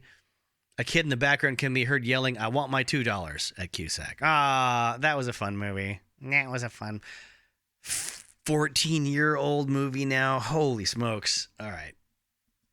I think the only thing I really saw John Cusack in very much of in the last 20 years was let's go back more than 20 years. Let's go back like 30 some years practically. Con Air was the last, I think, big movie I saw him in when it was new. Years later, I would, of course, see him in 1408 because I'm a Stephen King fan. Please check out the YouTube channel for my 1408 review. And, not review. I didn't do the review. I did a Running Man review, but I did a reading of 1408 for Halloween, I believe last year or the year before. So if you want me to read to you a little haunted hotel story, go check out my 1408 reading on the YouTube channel. But I remember seeing him. I've seen him more than that on Hunter S. Thompson documentary and Buy the Ticket, Take the Ride, which I've watched multiple times. And and I only mention this because there's a bit in Hot Tub Time Machine where his character, now that he's in the 80s again, opens up his briefcase and it's full of different kinds of drugs and stuff. And I think it's his stepson character. So it's like, oh my God, what were you, Hunter S. Thompson? It's like, well, for a while I probably thought I was, something to that effect. Which is a cute nod because he was friends with Hunter S. Thompson towards the end of Hunter's life and has a lot to say about, what it was like hanging around with him on the documentary. Very, very cute, very sweet.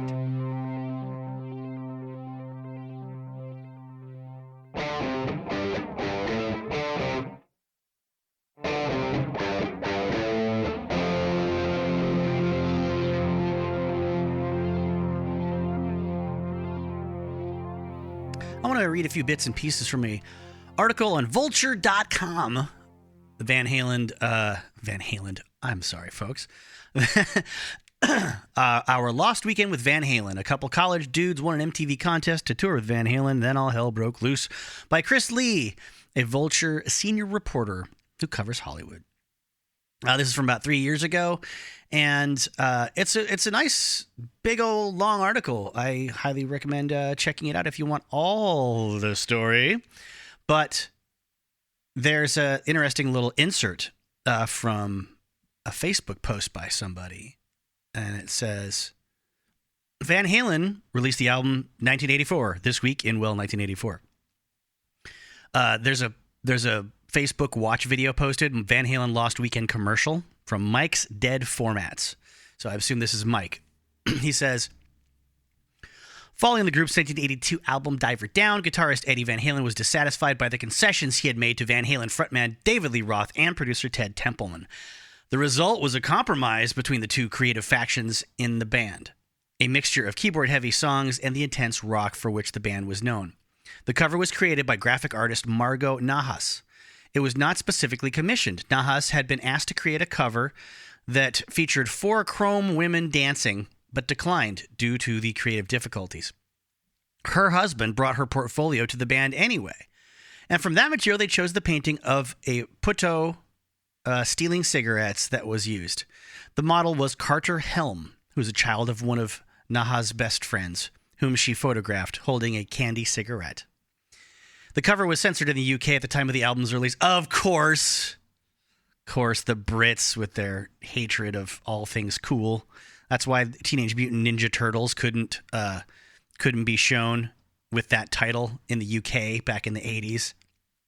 Because Britain sucks so much. They had to rename them Teenage Mutant Hero Turtles. Oh, gosh. See, this is what happens when you used to, like, control the 3/4 of the planet and then your power recedes so quickly. You lash out against cool shit like the movie Evil Dead and make it illegal for most people to watch it. Anyway, I'm a little sentimental. It's exactly a year from when I was just in the UK. When I was in there a year ago, I was coming back on a plane about this time, I think, from Belfast Airport to Amsterdam Airport to Seattle. Man, I want to go back. Anyways, it says it featured a sticker that obscured the cigarette in the Puto's hand and the pack of cigarettes. The back cover features all 4 band members individually with 1984 in green futuristic font. It peaked at number 2, blah, blah, blah, blah, blah. And it's the second of 2 Van Halen albums to have achieved RIAA Diamond status. In the midst of the 84 tour, artistic and personal tensions among the musicians reached a fever pitch. Reasons for the breakup vary based on band member interviewed, but were rooted in control of the band's sound and image. Roth was upset about Eddie playing music outside of Van Halen without checking with the band, and his alleged drug abuse that allegedly prevented, he used it twice in the same phrase, the band from viable practices. Roth was also launching a successful solo career, which we know all that stuff. Blah, blah, blah, blah, blah. He wanted, he had a script for his movie Crazy from the Heat. He hoped Van Halen would contribute to the soundtrack. However, the film deal fell through when MGM Pictures was sold in 1986. To promote the album, the band ran a contest on MTV. This is why I'm reading all this. The contest was called Lost Weekend with Van Halen. Fans mailed over 1 million postcards to MTV in hope of winning the contest. In the promo for MTV, David Lee Roth said, "You won't know where you are. You won't know what's going to happen. And when you come back, you're not going to have any memory of it." Kurt Jeffries won the contest and was flown to Detroit to join the band. Jeffries was allowed to bring along his best friend. He was given a Lost Weekend t-shirt and hat. He was also brought on stage and had a large sheet cake smashed in his face, which was followed by about a dozen people pouring champagne on him. And then it says, here's the commercial MTV ran for the contest. Sources, Wikipedia. So skipping a lot of the fluff in the intro to this big article, I'll jump ahead to where it says the contest represented another high water mark for MTV. At the time, the network was still committed to its original billing of music television. And as an unrivaled cultural influencer, it was known for splashy fan contests like 1983's Police Party Plane, in which the winner and 25 pals boarded a private jet to see the multi-platinum selling rock trio perform, and Paint the Mother Pink. The prize, ownership of a party house in John Cougar Mellencamp's hometown of Bloomington, Indiana, with a garage full of Hawaiian punch. Along with a party for 400 people held in a Michigan teenager's backyard to herald the release of Huey Lewis and the News' 1983 album, Sports. But for all its confluence of celebrity excess, saturation, hype, and wish fulfillment, Lost Weekend with Van Halen was emblematic of a less invasive, more insidious time before Instagram and TMZ, when the queasy, sometimes criminal, sexual commerce between fans and rock stars went on largely unchecked and was valued and admired for the shock of it all. When a corporate giveaway could result in 2 friends from a small town in Pennsylvania making good on an intention to party to the point of amnesia, and when rock was still young but old enough to know better. Jeffries and Winnick proved more than game to push their senses to the limit, and the network suits were more than happy to let them have at it, absent the reams of restrictive liability waivers and hold harmless agreements that would necessarily accompany such a contest victory today. That it's a part of MTV and rock and roll history is really unbelievable, says Winnick. People don't party like that anymore. Can you imagine the release you'd have to sign? No lawyer would ever allow that to happen. So then the article has some background on Van Halen at that point in their career, a little bit more about MTV.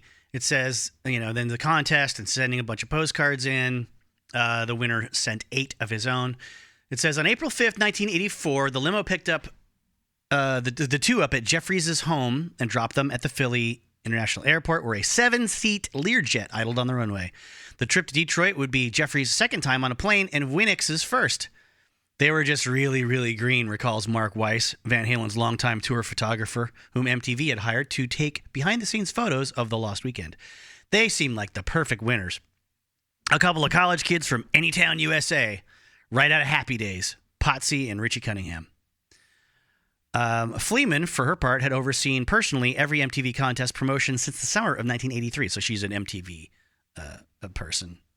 Executive of some kind, but she recused herself from traveling to Detroit for the weekend, instead sending a junior exec with no boots on the ground experience, partially out of fear of Van Halen's legendary party prowess, but more out of concern that her presence would spoil the fun. Not only was I afraid to go, it would have dampened the experience for everybody for a woman to be Kurt's quote-unquote chaperone, she says. If I would have went, I would have had to be with him at all times, especially with the band. It would not have been appropriate for it to have been me or any other woman as far as I was concerned. So they go to Hotel Pontchartrain, 8th floor, soon to become Hangover Central. There was a trail of Eddie Van Halen guitar picks leading to a room covered in backstage passes. Van Halen merch, satin jackets, headbands, necklaces, and issues of Playboy. Sorry, hard edit there. That's my computer getting slow. I'm going to restart it here in a second. But I want to finish this bit. Issues of Playboy and Penthouse Forum. They didn't even give them real, like, regular Penthouse. It was just that's the Letters magazine, folks. When you're young, Penthouse Forum's only, that's what you get in the 3-pack, the sealed 3-pack at the corner gas station store. The one you don't know what's in the middle, that's always Penthouse Forum. It's only good for the ads for phone sex, the pictures on those, and then maybe a few smaller pictures that accompany some of the letters to Penthouse. Anyway, not that any of that's relevant today. So now to make good with MTV, justifying their presence there, they got to do a bunch of staged B-roll footage for MTV commercials and stuff, and bumpers, and footage of them getting out of a limo, footage of them going through a revolving door, probably at the hotel, and riding an escalator accompanied by a pair of professional models the writer of Vulture feels necessary to interject, who otherwise had zero interest in the prize winners. Oh, you think? Jesus Christ. But all that changed once the friends were led through an alley door to the backstage area of Detroit's Cobo Arena. Wasn't it Cobo Hall still? Was it Cobo Hall back then, or was it a Cobo Arena? Or is there more than one? I think it's Cobo Hall, but whatever. I've watched Detroit Rock City too many times. The 12,000 seat Sports Coliseum, where Van Halen was preparing for a 2-night engagement. They go backstage. They get to meet Eddie and his wife, Valerie Bertinelli, and they get offered vodka and orange juice and malt liquor with shots of Jack Daniels. That was these guys are not, and also I guess they're not legal drinking age yet. He says that was a starting line for the debauchery for sure. Winnick remembers, we were not without a drink the rest of that time. It was, gentlemen, start your engines, pretty much when we walked through the door. And the author of the piece then talks about, while it's sort of a normal thing these days for fans to just pay for meet and greets backstage at shows when an artist comes to their town. You could pay hundreds of dollars just walk around backstage at a Metallica show and see their equipment on display, not just the stuff they're using on stage, but like special guitars and things. And then there's the higher tiers where you get to meet the band and pose for photos. And for some friends of mine, they've gotten to jam on one song in some sort of a stagey area with the person in question. I think the article talks about a lot of times fans these days get to cycle through to pose for a snapshot with a superstar pop act, receive a quick handshake, and out they go. But Jeffries and Winnick managed to log significant face time with one of rock's most innovative six-string heroes. Eddie Van Halen loafed around backstage, casually plucking at his signature Frankenstrat guitar, cracking jokes, and sharing what would be the first of many drinks with the pair. As Winnick recalled the too good to be true scene, Eddie Van Halen's right in front of us, and he's got the cigarette stuck in the neck of the guitar. And he's just messing around, playing a couple of riffs, hanging out. Oh, that makes me happy. Jeffries shares the disbelief. It was just like seeing a friend of yours, like we were one of the guys. They don't get to meet the rest of the band till after the show, but they get to hang around, chug beers with whoever's there, notably Eddie, and observe the band sound checking from a lighting platform inside the arena. On stage that night, Van Halen plays, what everybody wants, Some Eruption, Pretty Woman, Hot for Teacher, blah, blah, blah. They do really good things. Everybody likes it. Everyone has a good time. Jeffries was brought into the wings at the end of the performance, which was filmed to be included in the video for Panama. That performance, I guess, part of it. He's he's on the side of the stage in a Lost Weekend with Van Halen t-shirt and given a few chugs from a bottle of the band's beloved Jack Daniels. After sharing a few tokes of a fatty with the roadie, he found himself shoved center stage, a deer in arena-sized headlights. Detroit, you're number one, and Kurt, you're number one too, Roth exclaimed to a roar from the crowd. Roadies emerged with a boogie board-shaped Lost Weekend sheet cake they presented to Jeffries by smashing it in his face before dousing him with a dozen bottles of champagne. It's going to be Party City tonight, the contest winner observed before the MTV cameras. Backstage, escorted by two little people, identified as Van Halen security, wearing sunglasses and white karate gis, the band serenaded Jeffries with Happy Trails and what would be the last photo op of the night.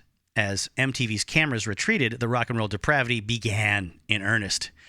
Can't film the rest, Eddie said, making a cutting motion across his throat. Let's go get drunk, Roth shouted. In secure cloisters within the bowels of the Coliseum, Jeffries and Winnick discovered a lavish spread that included lobster, filet mignon, and bowls of M&Ms from which all the brown candies had been removed, per Van Halen's notorious tour writer, any violation of which reliably resulted in a trashed dressing room.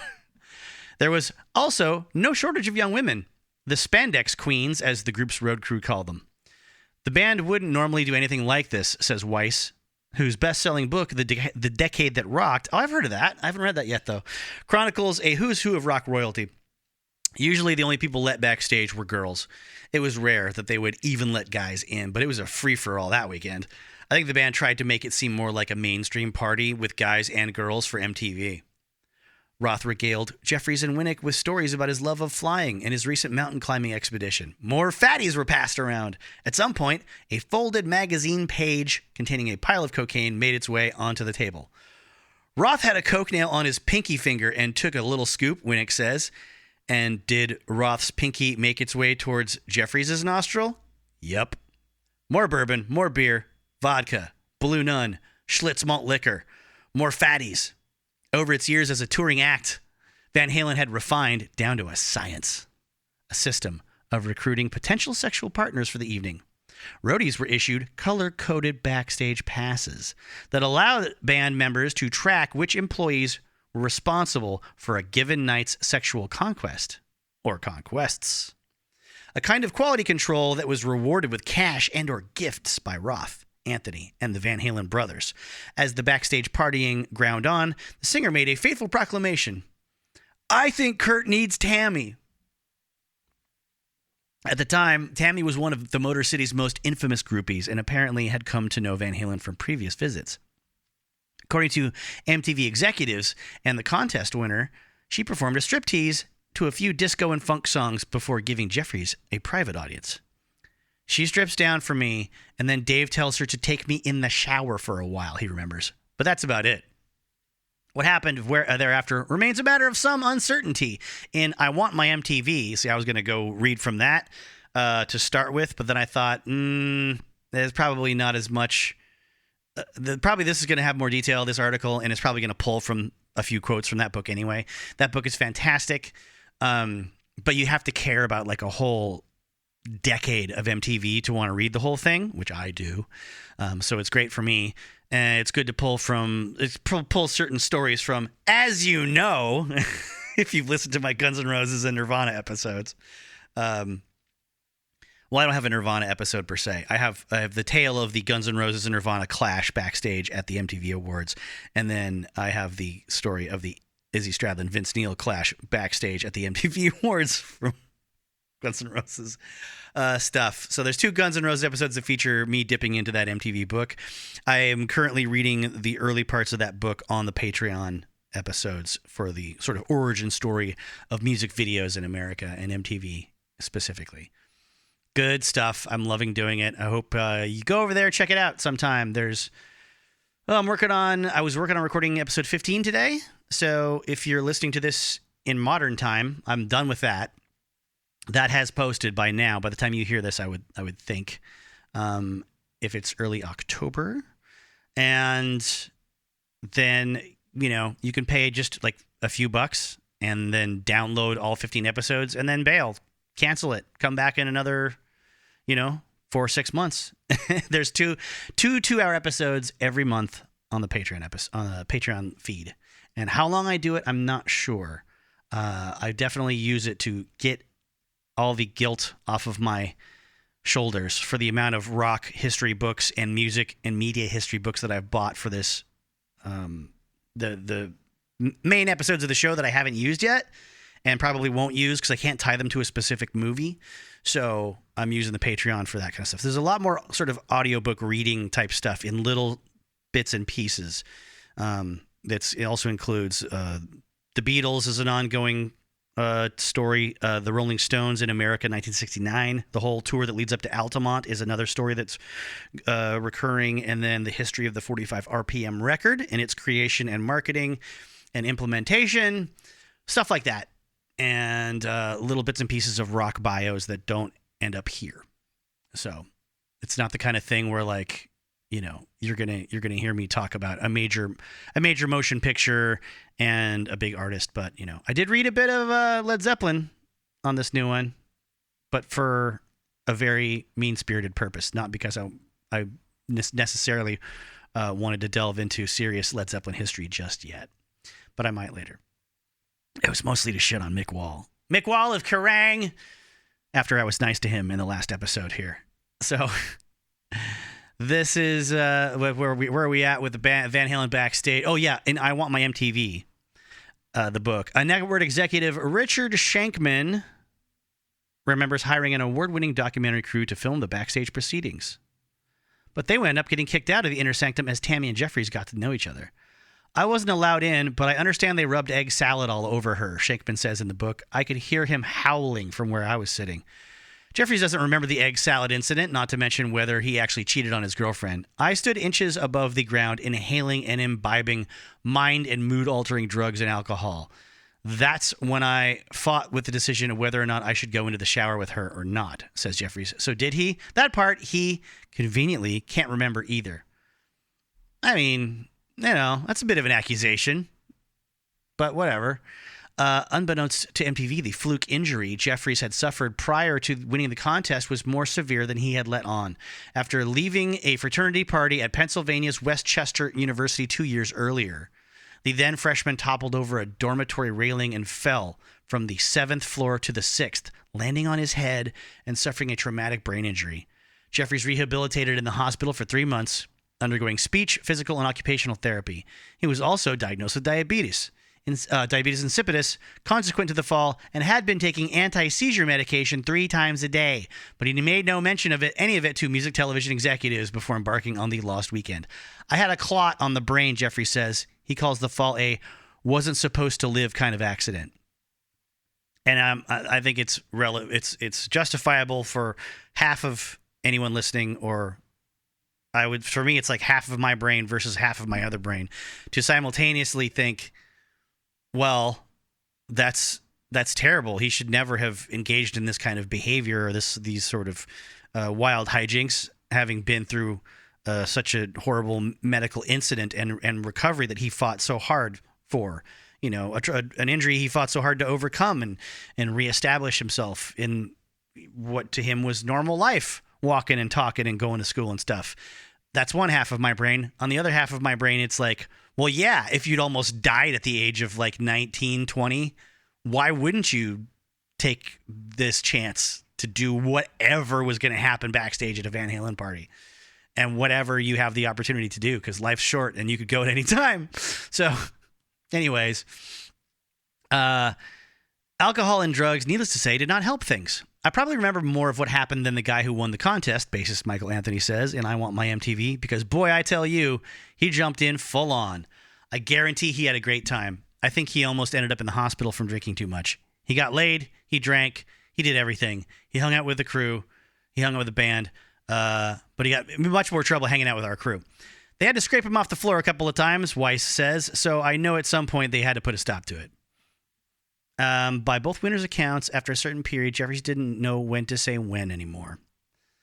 Band handlers and network execs encouraged Winnick to help rein in his friend. The way the booze and drugs would culminate was just in kind of crazy shit, screaming and stuff like that, Winnick said. He didn't trash a hotel room, but he wanted to go in and drink more and be out of control. There was obviously more than enough, but being enjoyed that evening, he didn't know where to draw the line. But who the hell did know at that age? Oh, fuck yeah. Now, it turns out there's a day 2 of the contest, which apparently was pretty anticlimactic.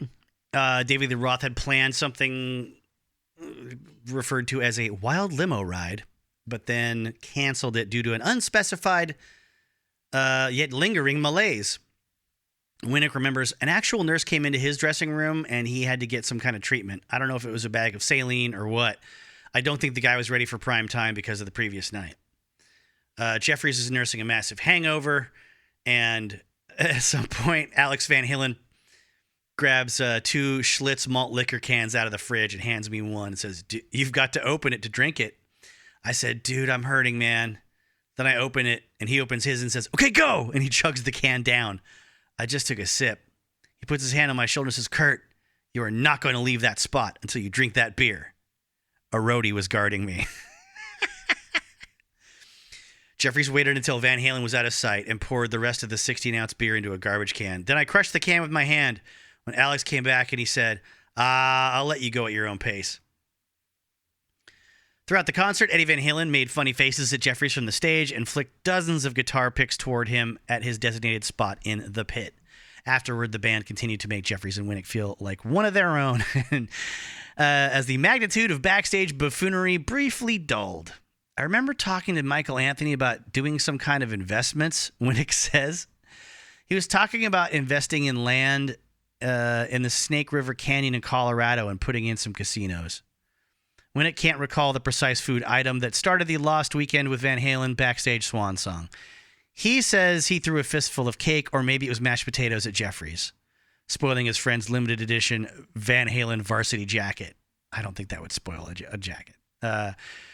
Jeffries responded with his own volley of hurled food, but the outcome remains beyond dispute. When things on the catering table began to fly, the bandmates, contest winners, and security guards, and hangers-on, even Valerie Bertinelli, all participated in a gigantic food fight that left the dressing room area littered with broken china, bottles, various salads, and guacamole. Laden with Van Halen swag, but feeling not just a little bit worse for the wear. I'm hungry now after reading that.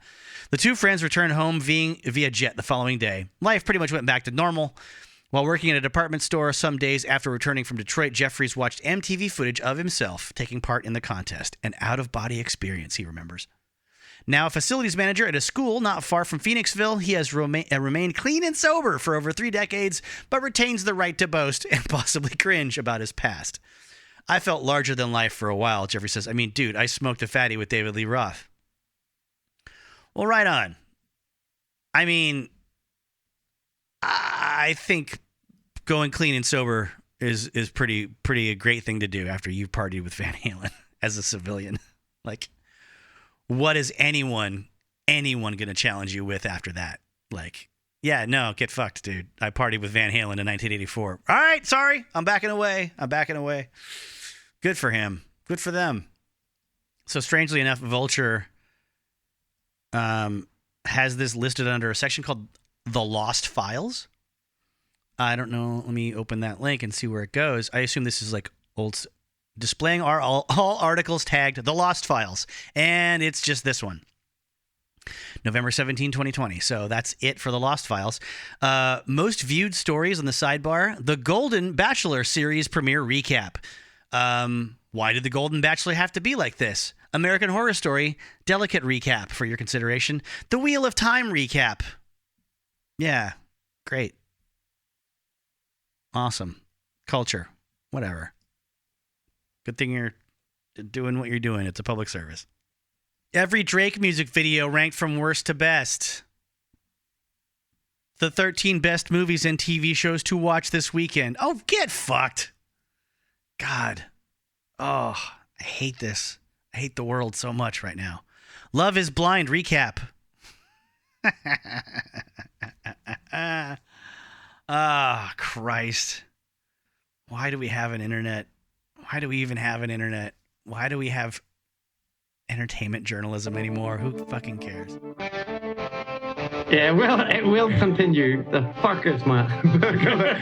Every day, a new horror, fresh horror delivered to my door. Like my podcast machine is like the kind of mangy cat, like dropping the dead bird. Look at that. What about that? I don't want it. I don't want it.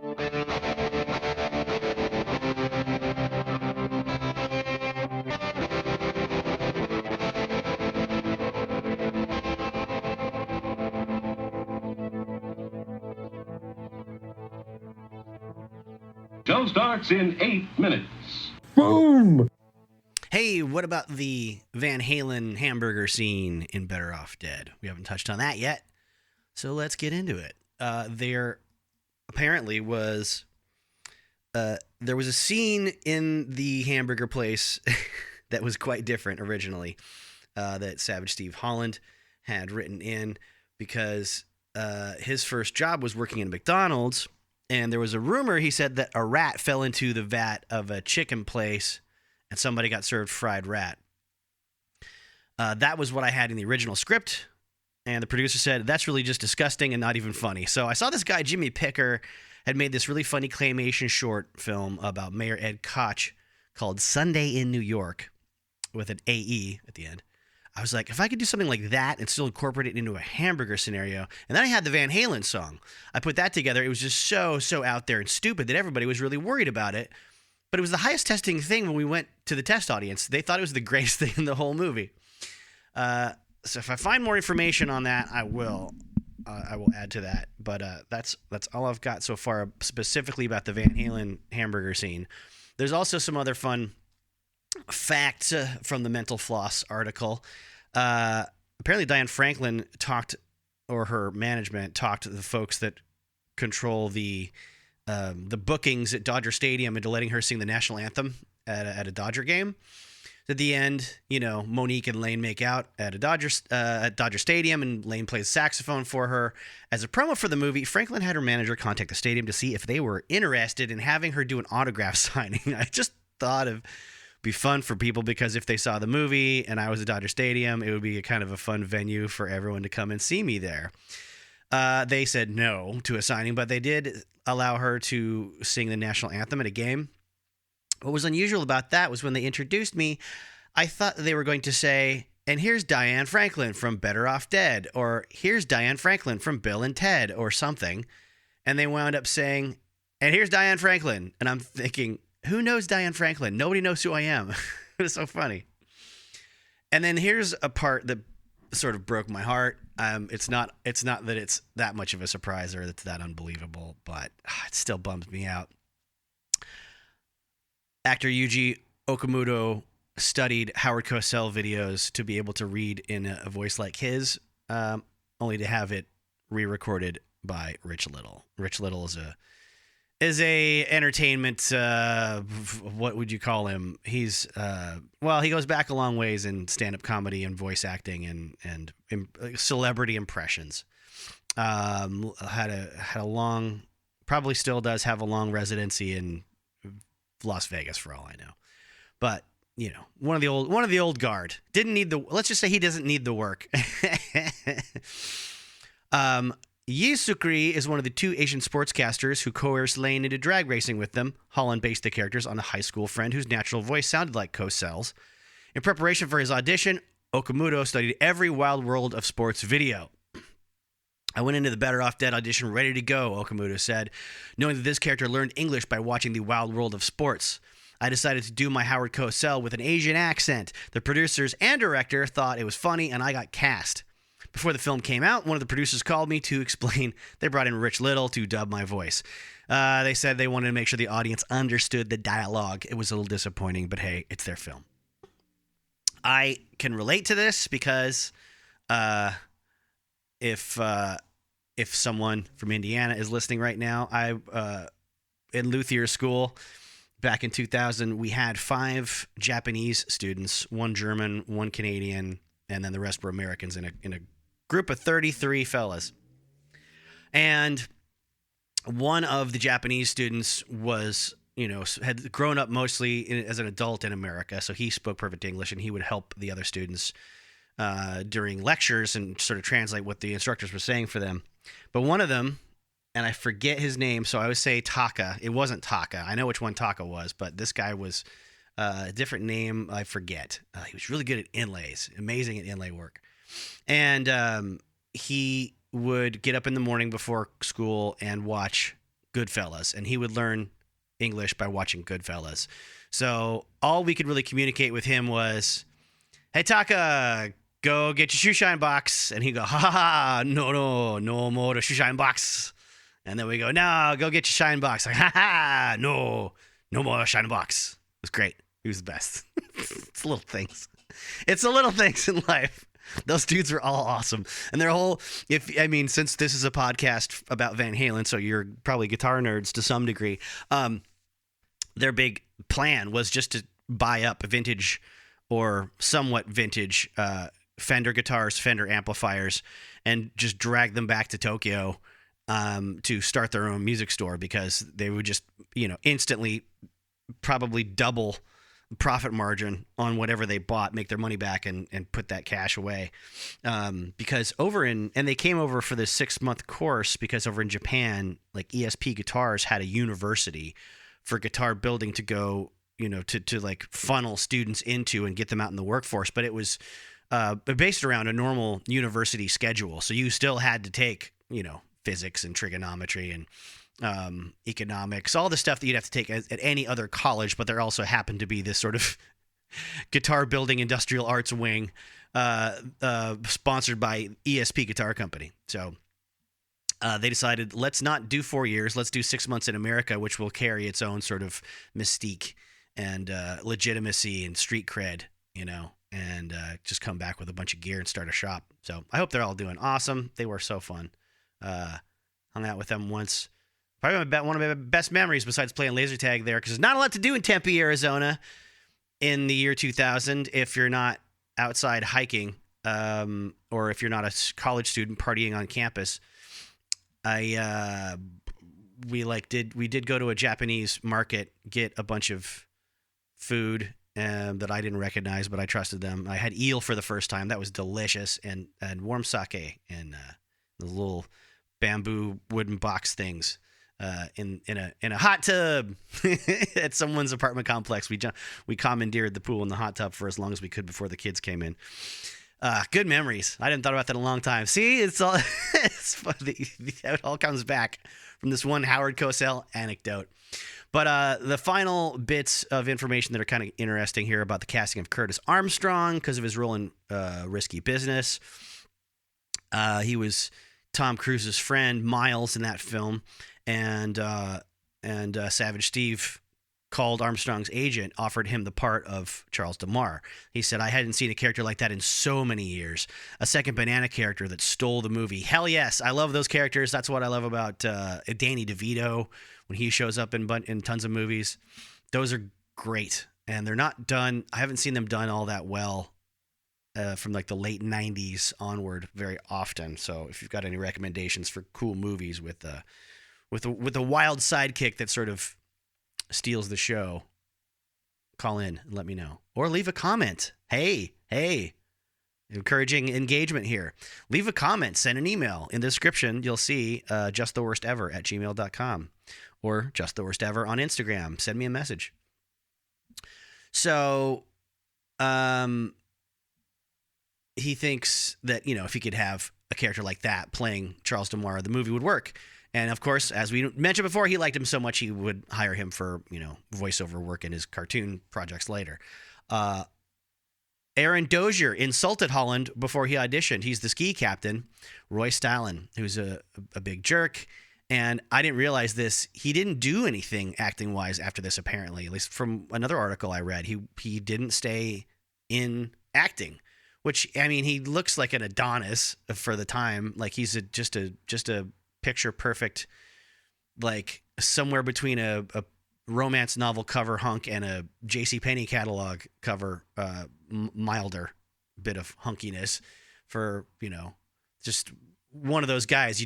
I don't know. It's a he looks like a stereotype of like big man on campus that girls like at the time. So crazy that he didn't stay in the acting business. So he says when he came in, he didn't know who Savage Steve was at first. I looked at one guy and said, "Who's this chubby kid?" Turns out he's the director.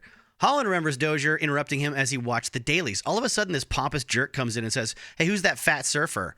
And I'm like, "Wow, who is this?" And they go, "Savage, this is the guy coming in for Roy Stalin." And I'm like, "You have the part. You're perfect." Also, a guy that came in with a bad attitude to get the part intentionally was the paperboy. His name is Damian Slade with an E-M-I-A-N, who, of course, plays the paperboy based on an actual person who used to stalk Savage Steve Holland for his $2 that was owed for paper delivery. And the kid comes in with a leather jacket and looking very serious. I approached it as if I was a serial killer with no intention of making it funny. I brought in a headshot of me wearing a leather jacket and looking really menacing. During the car wash scene, he actually broke the windshield with his newspaper. It was an accident, but I was pretty proud of myself. They had to replace it. Not easy to crack a windshield with a newspaper, especially when you're a little kid. Final thoughts on the sort of legacy of the film. Holland doesn't think it would be a thing that you could even get made anymore. Studios were just hungry for teen movies at the time because of the success of Fast Times at Ridgemont High. And Holland said the studio had trusted him and he would never get that movie made these days, but I wanted to put in everything I knew about filmmaking, cartoons, claymation, everything. Yes, very much like Rob Zombie on House of a Thousand Corpses. That's what I love about that movie. It's like, clearly Rob was like, well, I'm never going to get this chance again. Let's do every visual idea I can think of and every sound design gimmick I've ever wanted to try. He says, today the comedy police would stop me. When the film came out and it wasn't a hit, he was put in film jail, he says, and I'm grateful for the chances that I had, like you wouldn't believe. But there's a point where I'm like, okay, I'd like to try and make a movie again. And everybody's like, I don't think so, mister. Stop right there. Some other quotes along the same subject that I found from him.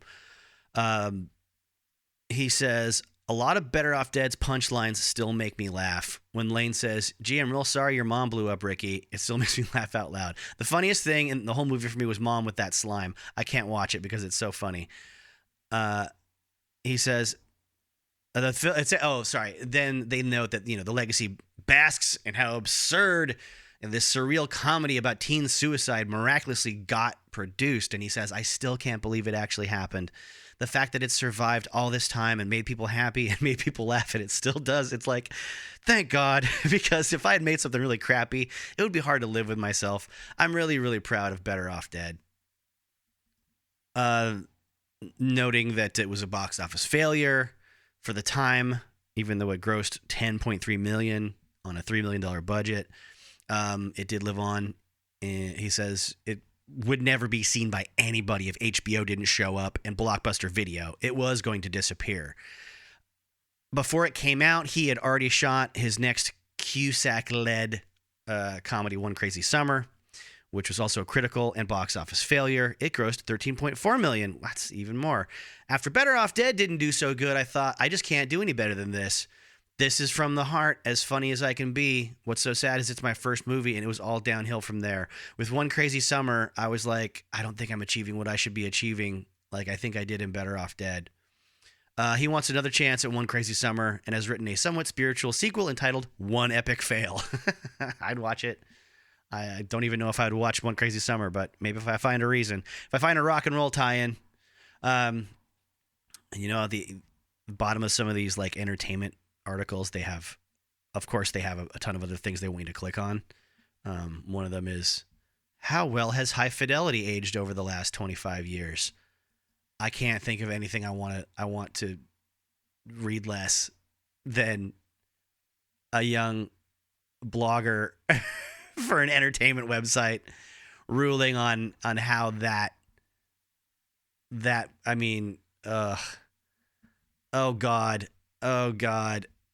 There's not much difference between Rob and the self-righteous fanboys who feel the world owes them something and feel a deep emotional connection with Todd Phillips' Joker.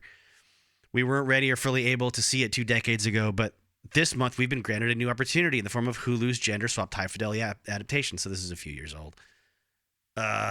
With Zoe Kravitz, yeah, it's female character now. It's a unique opportunity to get it right finally, by offering a new perspective. I'm not going to read the whole thing. I don't know what getting it right means when, like, the character of Rob in the movie was a very, very softer version of a big, major asshole that was in the novel. I didn't read the novel. I just was dating someone that did, who's much smarter than me. The five-time ex-girlfriend. No, the only book I read in conjunction with High Fidelity was Cash, the autobiography of Johnny Cash by Johnny Cash, because of that film. And I'm glad I did. And I'm going to revisit it soon, because we got to do that gunfighter movie. There's going to be some tangents this year. I've got a hip hop tangent episode to do and a country tangent for Johnny Cash, because he's so influential to rockers and other rockers that played with him. Rock, obviously the rock world influenced him a bit towards the end.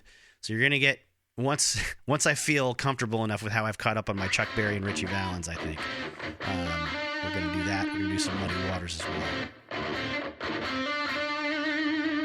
But now let's do a whole lot of Van Halen all at once.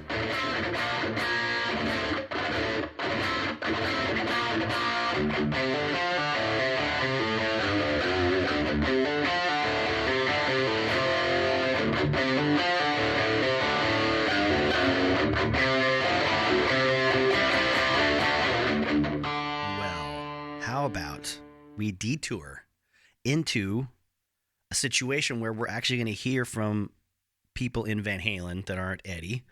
And this is from a Guitar for the Practicing Musician, June 1983, before their live album comes out, right? Presumably live right here, right now, I would think.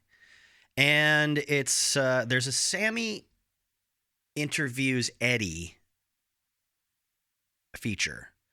It wouldn't be entertaining for you to hear me read that, because it's just so back and forth, rapid fire. They go, they're just constantly boom, boom, boom, boom, boom, complimenting what the other person is saying and building up, the ideas they're trying to express. So that would be annoying.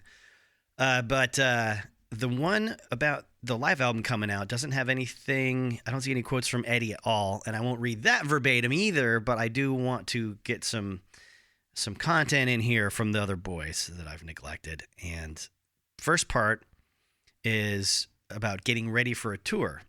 Sammy says he runs and bikes no matter what. Before a tour, he probably does it a little harder. He always works on staying in shape because he's a mountain bike nut. He goes down to Cabo before we start rehearsing, and I go to Cabo Wabo, and I play 3 or 4 nights. I scream my brains out, and I lose my voice. I wipe it out completely. Then I come back, and I have about 3 days off, then start rehearsing. I'm good for 3 days rehearsing and doing the same thing, and then I need a day off. After that, it's usually fine. I have a weird kind of tough voice. It doesn't sound good, and I have a lousy voice control unless it's beat up a little bit. Right now, I can go up and hit an high F sharp over E. I can hit high notes, but in between, I wouldn't have as good control. When my voice is in shape, I can't hit an F sharp except for in a scream. I'm a D to E kind of guy. I lose a bit in my top range, but I have much more control throughout the middle. I can sing low and I can sing high. You put me in the middle, I have to be in shape. Michael Anthony says he's fairly active outside the band. He likes going water skiing and snow skiing up in the mountains. He's always practicing to keep his fingers limber. He used to do scales, and not so much anymore, but he spends a lot of time with a metronome. And he's, there's some generic language about laying down a groove in a foundation when you're the bass player, getting the timing down, makes the groove happen, etc. And if I don't play a little bit before a show, then I could cramp up, especially on this last tour. We started with Pound Cake, so right off the bat, I'm thumping 16th notes for the whole thing. Alex Van Halen says, less preparation, the better for him. The very next sentence is, I take it pretty seriously. I swim. I can't run because my back is fucked up. Swimming is low impact and everything kind of stays loose. Seems to be the best thing for all-around condition. The idea is not to get muscular. Working out with weights is really not the point. It's more or less conditioning everything. The idea is when you're playing live, everything is fluid and smooth. The music is fluid, which is kind of a contradiction with the instrument because drumming is short impacts here and there, creating an illusion that's fluid. I do exercises, all the rudiments, spend time with a click, or metronome just to get the time embedded. The whole thing with live for us is that we're not trying to duplicate the record or play picture-perfect performances in the traditional sense. This is not a contest to see how closely you can play this song to the record, including tempo. I know who guys that can say, that was 121, not 120. To me, they are missing the bigger picture because when you're playing live, it is bigger than just the music. It's all the other stuff that is involved. Spontaneity is one of the most important things. Even if there are mistakes, you can turn them around into something interesting. That keeps you on your toes. Just from the standpoint of actually playing the drums, obviously you've got to put in a couple hours a day just to make sure everything is working. If you're playing and you have a physical problem where you can't play what you want in your mind, there's a stumbling block. You shouldn't have to think about what hurts or will I be able to pull this off. You should be able to play and not think about it. That is the most I've ever read of Alex Van Halen saying anything about anything. And all of it was thoughtful and intelligent and stuff. Probably because he's sober at this point. They ask if it takes the band a few songs on stage to warm up. Sammy says nope. Right when they walk out on stage, they're feeling good, happy to play Pound Cake again, even if they're beat. Get ready for more mentions of Pound Cake. Because just skipping ahead to what Michael says, to go out there and do what you're going to do. Hopefully the sound man has his shit together. The first 2 or 3 songs, you're hoping your out front guys are getting everything happening. We're pretty pumped up and ready to go unless we have an equipment breakdown. Usually for me, the first couple of songs, I do have a nervous energy going. Sometimes my hand starts to cramp up a little during Pound Cake. I tend to want to rush a bit. I calm down once I'm on stage. Audiences are different. It's almost like meeting somebody famous for the first time. You start out nervous and then calm down. I still get nervous before every single show. When I go out there, I see everything's cool. Alex compares it to the difference between afternoon sound check and at night. When the building is full of people, there's a radical difference on stage as far as sound. Usually the monitor guys that need a song or two to get things tweaked in so we can hear everything. They ask what you do during a breakdown when it happens. Alex like, keep playing. Obviously, if the equipment breakdown lasts for more than a few minutes, it's time to switch gears. It doesn't faze me. It's a part of the beauty of live. Michael says, I have to make an adjustment when there's an equipment failure. It could put a bender on your show. What you got to do is have a happening technician to get the problem fixed, and you've got to try and put it behind you and not think about it. A lot of times when my bass goes out and I start playing again, I'll be real pissed off. You got to shake it off. For the most part, it's pretty easy to come back into it. Sometimes things go wrong, and it can affect the show. Can you eat before you go on? I do not eat. I cannot eat, says Michael. It is the same thing when I play golf. If I play 9 holes and have a sandwich, my game goes to shit. They ask about sound check. He says, first and foremost, all my equipment is functioning, is what he's looking for. Get levels on all my effects, so my solo, I can count on all my effects and make sure things are happening with the monitors. I have enough of what I need in the monitors. Alex just wants to touch the instrument. I've been away from it for 24 hours. You can't play in the hotel room. It's home, and I want to get in there and touch it and feel it and hear it. The sound is a given. Obviously, sound check is much for the guy out front, the monitor guys, and for a line check, as it is for me. I get to tune the drums up. You can have the best guy helping you out, and he'll never get it the way you want it. They do their best, but I can hear things, and it's just a matter of preference. Sammy's got some interesting technical notes about the monitors and his voice having the right tone. He says, I need 10K on my voice for the top, and I can't stand 600 cycles. I always need a little extra top, and I need to get that low mid out, because if I have that low mid, I'll lose my voice in 3 or 4 songs. Those are the only 2 things I look for. God, that's really interesting. I need to talk to a singer that understands EQ, so explain how that low mid makes him strain his voice too much. Any rituals before a show? Michael says, not really. I used to have this ritual of drinking Jack Daniels before the show, but I don't do that anymore. Sometimes I used to have to do that just to loosen up and relax. Now I don't feel I need to do that. I just warm up my fingers before we play, and I'm ready to go. Sammy's had a few, but he tries to scrap them because he gets superstitious too easily. A good example is doing my VOA tour as a solo artist. I had a yellow VOA outfit and a red VOA outfit. I always did better with the yellow one.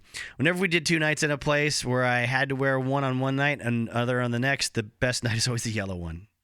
I got so superstitious about it that I would put the red uniform on because the other was in the cleaners or ripped. I'm telling you, I'd go on a mojo. So I try to get rid of rituals. The only thing is I want to get myself up before we go on by having fun and joking with the band and getting in a good mood. That is the only ritual that's worked over and over and over again. On the 5150 tour, we played Addicted to Love 110 nights in the year. That song was the only one the whole band agreed on where it got everybody in a good mood. I assume he means like backstage before they go out when they're in the green room. They're listening to Robert Palmer. I don't think this song has been written since that will cover that base. Alex talks about warming up, getting sure there's blood going everywhere. 99% of it is in your mind. It's a given that you've got to be in physical shape. It's a given that you are willing to go out and literally die to do the best you can. There ain't no point in going on stage and doing this thing if you're not wholly committed. You've done your homework, so to speak. You're at the top of your level of playing. Then it's time to mentally relax. And then he kind of expands on that for another paragraph or so. There's nothing edited out of anyone's responses in this interview is what I'm seeing here. I'm seeing nothing hit the cutting room floor except for the editor's feet. He asks if there's a song that Sammy likes to sing at soundcheck, and he says there's certain ones he can't sing. So he's answering in the opposite direction here. Like he says he wouldn't waste a song like Dreams at a sound check. It's extremely hard to sing. If the band played it, he wouldn't even bother singing it. Right Now is real good. It's in perfect range. Run Around, Best of Both Worlds, and Pound Cake are good ones because they're down and up. Then there's talk about monitor mixes. I don't know that that's really engaging right now. If you want to know what, Michael Anthony and Al had their preference for monitor mixes were back in 1993, you can go check out this magazine. Find a used copy. It's that reddish orange cover with Eddie on it, and they ask about keeping things fresh on tour when you're playing the same songs over and over again. Michael says they do put together a basic set of material that they want to do, but then the rest of the time it's spontaneous. There's a lot of things in the show that are different from night to night. There are points in the set we start jamming. We've jammed on Crossroads to Born on the Bayou. Sammy just went into that one night. At that point, it's like anything goes. We look at each other, and usually Ed or Sammy will start a lick, and it's, oh boy, here we go. I check back in my brain and go, okay, I think I remember that, but it's fun.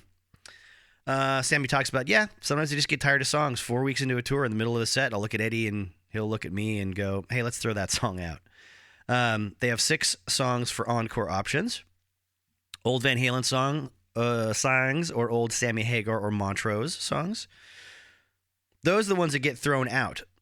They're old ones and we're just sick of them. Running with the Devil has been thrown out many times. I Can't Drive 55, Rock Candy, Cabo Wabo, all been thrown out. You've never rehearsed Won't Get Fooled Again? Absolutely not. That's about 10 songs. Sorry, there's about 10 songs we did on that tour. It doesn't reference what tour they're talking about. I assume the OU812. Maybe.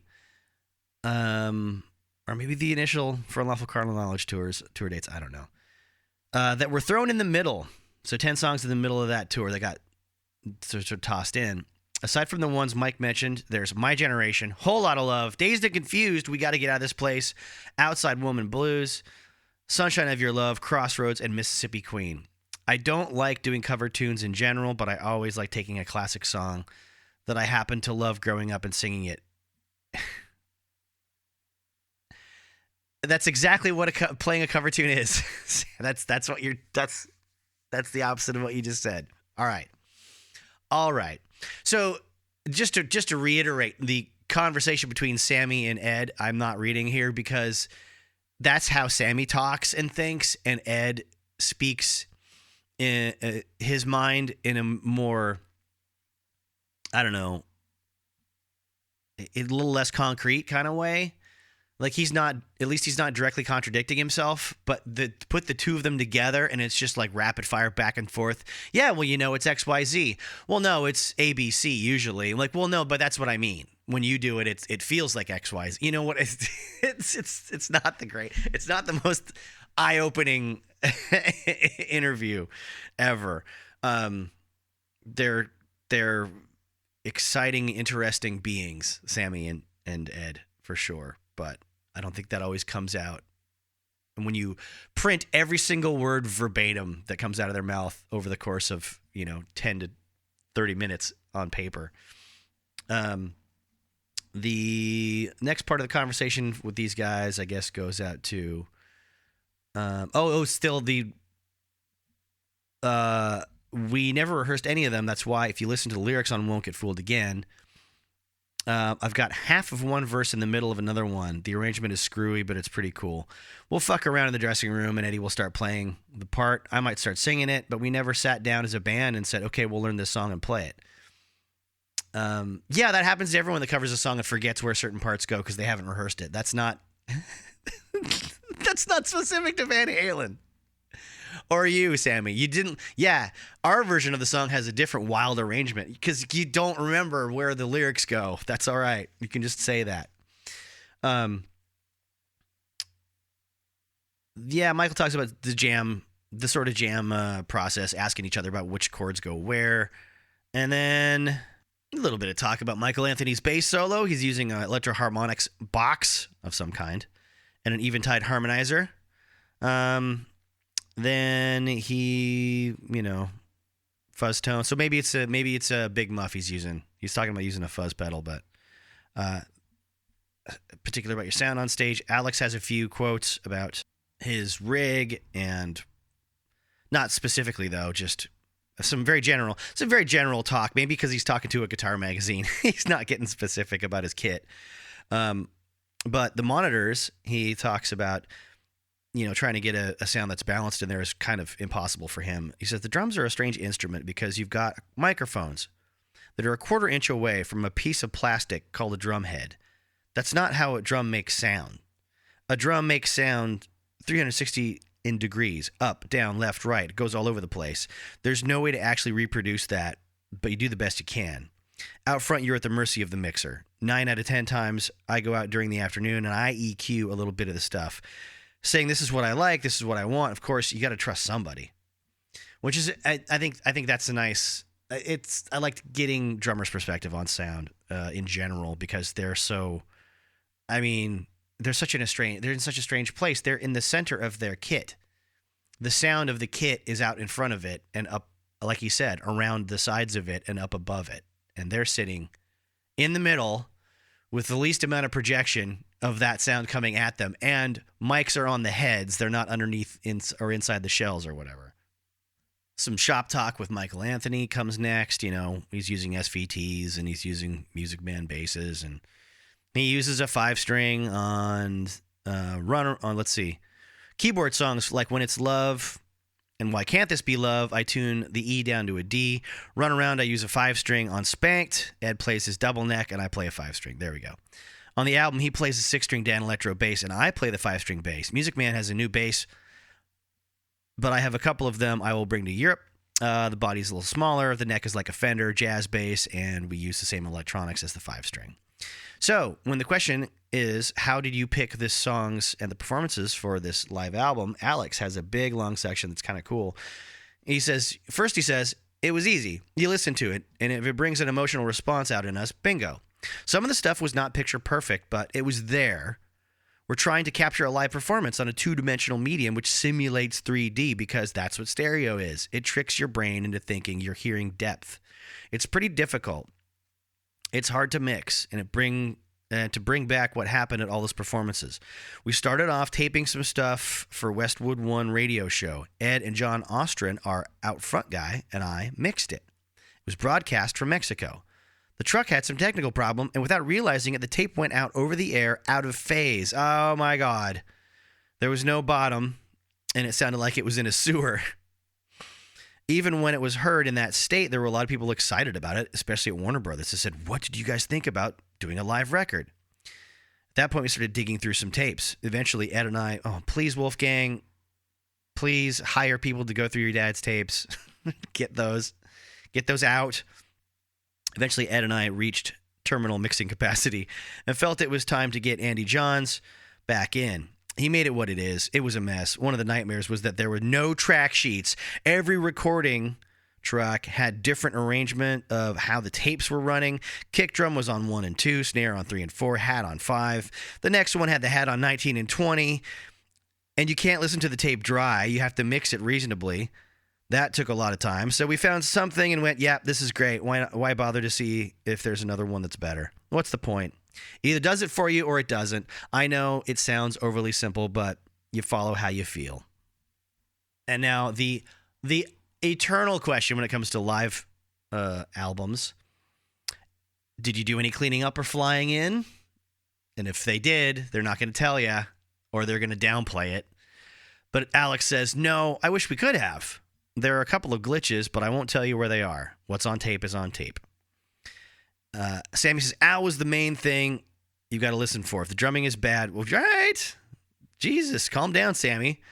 Then you mix it, there's no hope. We'd go with the perfect drum track over the perfect vocal track. Number one, I don't care as much. Number two, you can always duck a bad note. I know that sounds like cheating, but who doesn't? I do it live. If I'm hitting a bad note, I move my face off the mic and it goes away. That's just being professional. So when you mix the album, you can duck it. If the guitar is a little out of tune, you can mess with a harmonizer. There's a lot you can do to fix those things.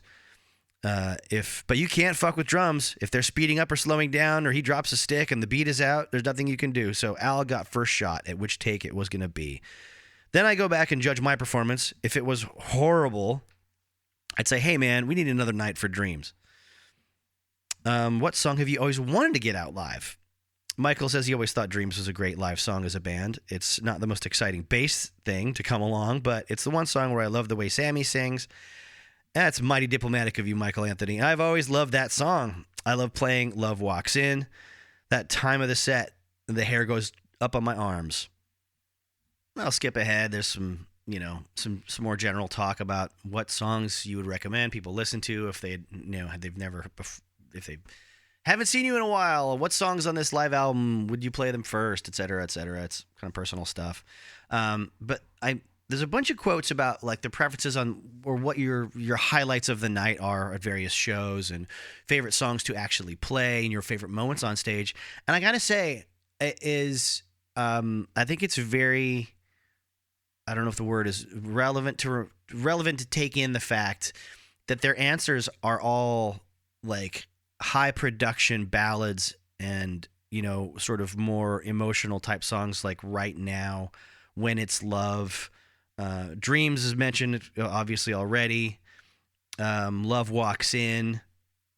And then when they talk about what parts of that are really demanding for you to play, it's all the stuff that you would expect them to say. The drum solo, Pleasure Dome, Pound Cake. Pleasure Dome and Pound Cake for Michael are kind of, athletic for him.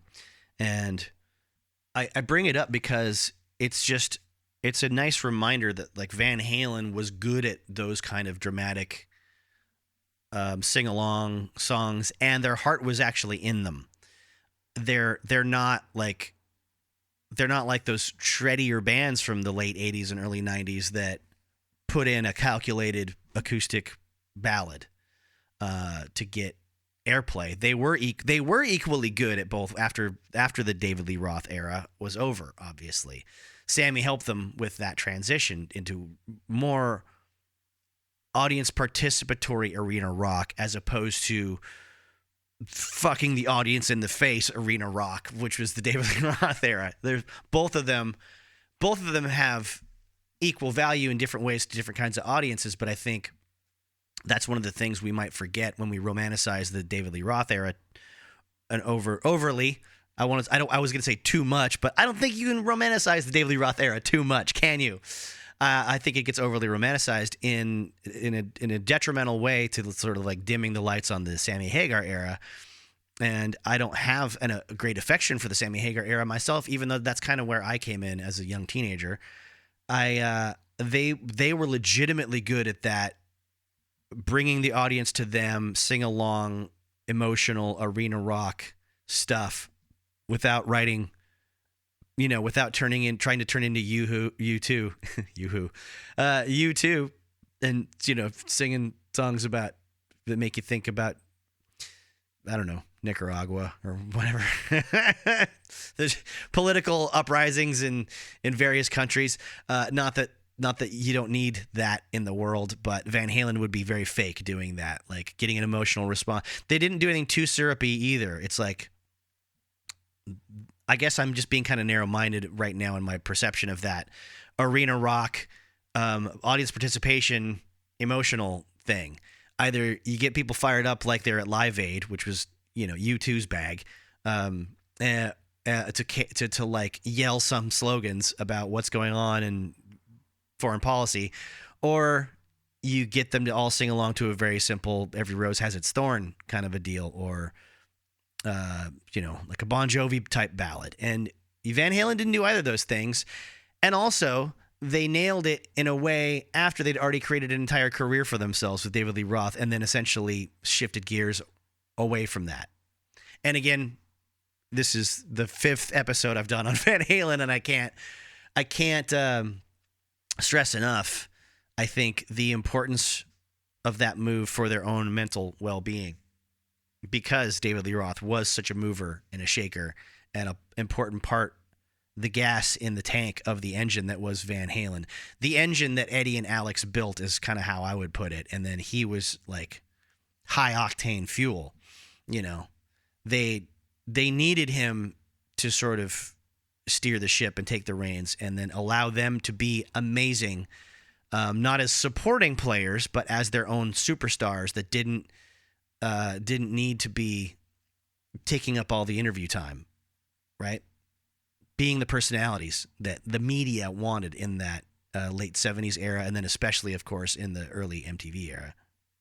And I think it's relevant to consider how much better, ironically, Van Hagar did than David Lee Roth did in the mid-'80s to late 80s and then early 90s MTV era, because everybody loves just talking about, David was so perfect for MTV. He was so captivating. He's the reason that, that they got so huge in that era with their videos. But a little of Dave goes a long way after a couple years, and the more balanced, pun intended, approach of Van Hagar, I think, served Van Halen and served MTV a lot better in the long run. As opposed to like, hey, I'm the guy, I'm the jumping around in my bushy hair and my wild clothes, and I'm just gonna put a band together that's got guys that play lots of notes so I can prove to you that I can do better than Van Halen, and get even wilder with the music and just command as much attention as possible. Whereas Van Halen starts to mature and get a little more, I won't say conservative. I think it was very natural what they did, but less need to get in your face, and less need to demand your attention, and less need to dominate the conversation all the time.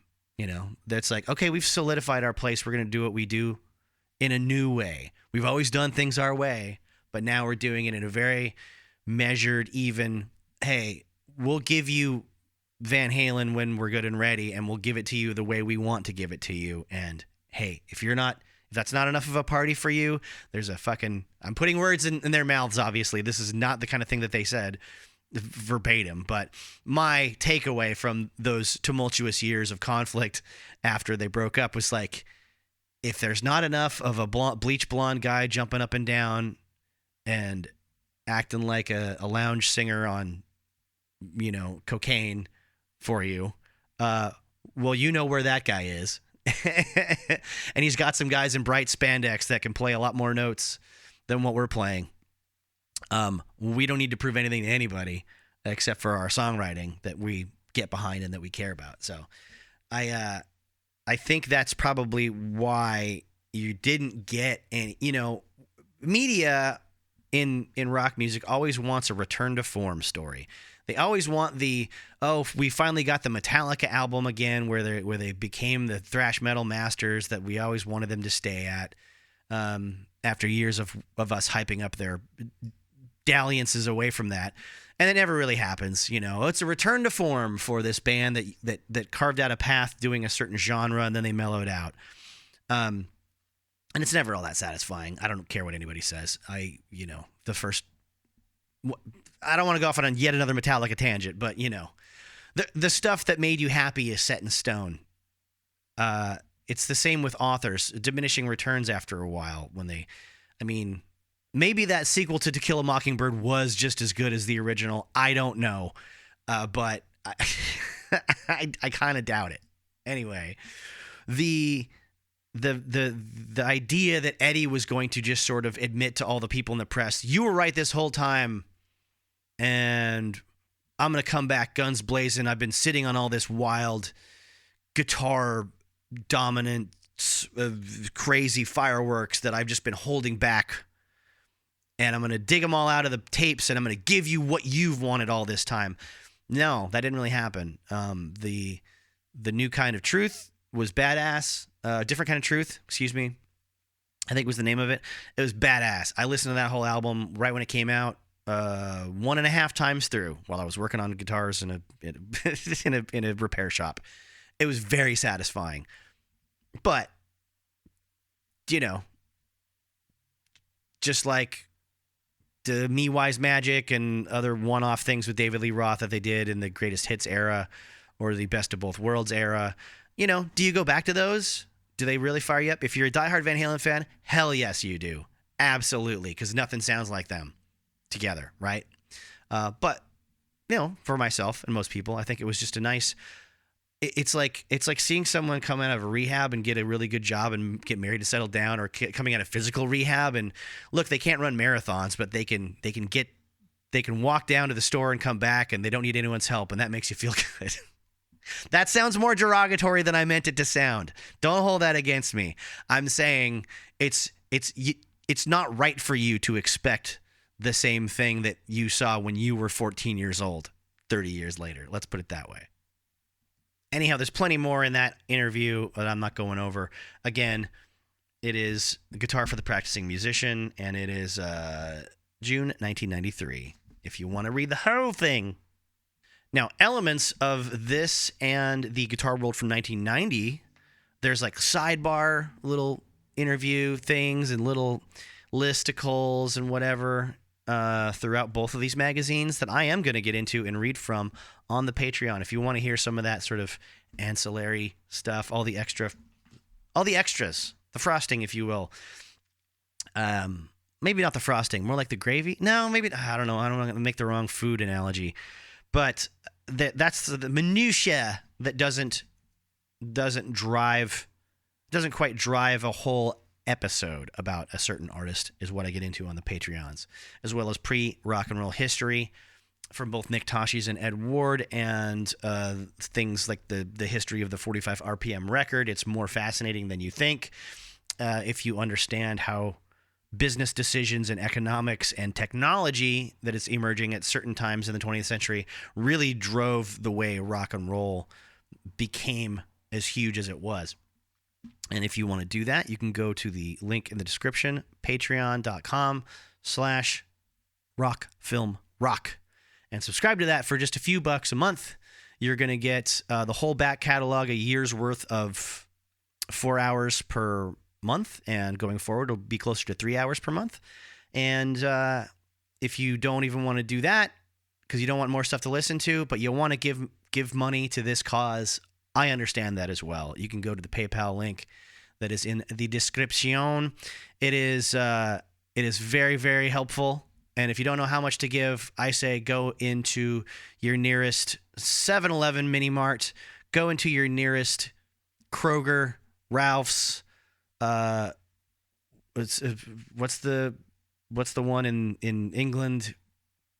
Signways, Janeways, Savways. Damn it, Sainsbury,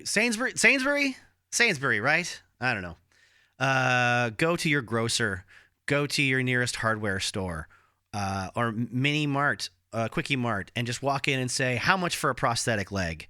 And whatever amount they tell you, donate that much to the PayPal link, because you never know what kind of trouble I could get into in the near future. I might need a prosthetic leg very, very soon because I probably made somebody mad on a podcast 2.5 years ago because of something I said while trying to do a history of the Runaways or the Blasters, or maybe Jim Johnson comes after me and takes me out, takes out a leg, hits me while I'm stepping off the curb into a crosswalk just out of spite for something I got wrong about that. Jim Johnson wrote The Getaway. It's Jim Steinman, the guy I'm thinking of, the guy that wrote all the Meatloaf songs that I can't stand, that wrote the soundtrack for Streets of Fire. See what happens? You learn a lot of stuff in a short amount of time. It just goes out the window. It's like your SATs, if I ever took the SATs. And if money's not your thing, tell you what, please give a link to a show to a friend of yours, anyone you know that loves rock and roll and movies and might like one of these episodes. It justifies my existence, especially after someone like Jim Steinman tries to take me out with their car. Unless he's already dead, which is entirely possible. But when you do things and you put your heart and soul into stuff, when you do things that mean a lot to you, you inevitably make enemies that want you dead. So please contribute somehow. Support the show. Thank you for your time. I know we don't all have a lot of it. Give me that, give me that, give me that, give me that thing, give me that, give me that, give me that thing, give me that, give me that, give me that thing. Total, and now it's time to announce our winner and first runner-up. But before we do that, I want to thank our celebrity judges, Danny Cooksey, Alan Fawcett, and Tracy Gold. I'm going to do a little combination of things because I've been looking at a couple different sources at the same time and getting really into it. I'm going to do a little Sammy chat, a little David chat, a little Van Halen versus David chat. I was looking at Sammy's autobiography again. I always try to give you a review of books included in the research I do as a functional book, as well as what I get out of it for the podcast, right? So I have to kind of double down on a warning about Sammy's book. It is one of those ones that has tons of information you don't care about unless you're the most diehard Sammy Hagar fan, not from a technical perspective, but from a personal perspective. Just after the part I discussed with him meeting up with Eddie and coming to the studio and things like that and basically kind of getting the job, he talks about, we cut the album quickly, no more than a month, because, we got hung up mixing. It took longer to mix than we expected because Eddie's studio really wasn't a great place to mix. We would do the mixes, take them home, not like what we heard, so we'd have to do it all over again. We had to cancel dates we planned at the start of our tour in Alaska and Hawaii. We wanted to start in some remote place because we were really concerned about how the people were going to respond to the new material. There was also the issue of the Van Halen catalog. I told the guys that I didn't want to be in a cover band. I was not going to do any shows until we had an album, and when we did, I didn't want to play too much of the old shit. They were totally down with that. We all decided to go out and make a stand. In the end, we were so late delivering the tapes, the album couldn't come out until a week after the first scheduled date in the tour. Rather than start in some faraway place, we began it all in Shreveport, Louisiana. Even though the album was late, we went ahead with the show because it had already sold out, and we didn't want to cancel or postpone it. The single, Why Can't This Be Love, was out on the radio, so people had heard something, but they hadn't heard the album. we went to Shreveport. We did that first show March 27th, 1987, and I was a wreck. I don't think I've ever been more nervous before a show. We came out and opened with One Way to Rock, one of my songs. God, that's quite a concession, I would say, to Sammy. The barricade went down. The audience went crazy. It all happened in an instant, a flash. It was killer. We knew we were on top of the world at that moment. And this is all well and good, right? But he uses this to lead into the next bit that I'm biased about this stuff. I find it personally offensive as a rock fan that I would have to read through this BS about his personal life, but that's what makes Sammy Sammy. He's into wild stuff. He's of a certain background and generation, and that's very susceptible to certain kinds of feel-good scammy stuff, in my opinion. And I'm not crapping on anyone who believes in things that are unprovable. I just want to say they're unprovable, and I was suckered into taking part in certain activities as a well-meaning, naive teenager because of the stuff that older people in my friends or my family, or let's say friends' parents, believed in. Nothing horrific, obviously, just wastes of money and time from hucksters, and that's what he seamlessly shifts our attention towards. Because the next sentence on this is hang on. Yeah, here we go. The ironic thing about that date is that it had been predicted a couple of years before by a psychic named Marshall Lever. I met him through this acupuncturist I'd been seeing. And if you are a skeptical person and you study the woo and the effects of it, and, you watched Penn and Teller's bullshit too many times like I did, which is not me endorsing the show. There's a lot I take issue with that in that show. But, I met my psychic through my acupuncturist. Like, that raises a lot of red flags, and it's also just so perfect. Again, if you're into psychics and you're into acupuncture and it does something good for your life and it's worth your money, I can't poke any holes in that, and I'm not going to try to make you feel bad or judged. I met him through acupuncture I've been seeing, and went to visit him in his home in Sausalito for an appointment sometime during the recording of VOA. This was after I had severed my ties with my girlfriend and was happy with the new baby, Andrew, but I still knew things weren't right between Betsy and me. I felt the need to talk to someone. I needed some spiritual advice. His wife met me, this red-lipped woman, very goofy, who showed me into the room. This heavy-set gentleman walked in, sat down in a rocking chair, leaned back, and closed his eyes. His wife asked if I wanted to record this session and slipped a cassette in the tape recorder. His dog followed them into the room, lay down on the floor, and started snoring. Over the years, I've been to see this guy 20 times, and this was the routine. The dog is snoring on every one of my tapes. I did something similar one time with a psychic that my girlfriend's parents or my lady friend's parents had recommended. The kind that goes on like morning radio shows locally and stuff and takes calls from people. And, a lot of that stuff has since been debunked by many people as just cold reading. I wish I could learn more about the practice of cold reading so you can sort of teach other people about it or make videos about how to detect it. But all the books I looked up on cold reading were about acting, were about nailing an audition without having a script in advance. Anyhow, the fact that he wants us to read all this, and I'm going to make you guys listen to it, is annoying to me. Because he could have wrapped it all up with, I went to see a psychic and they told me this thing. But no, it's like paragraphs and paragraphs of what it was like to be there and who did what in the room and bleebity blobbity blue. So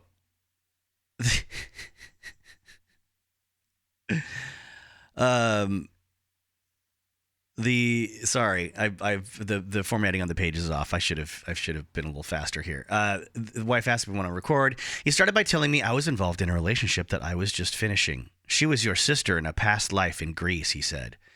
You were separated when she was 9 and you were 11, and your parents were killed in a boating accident in the Greek islands.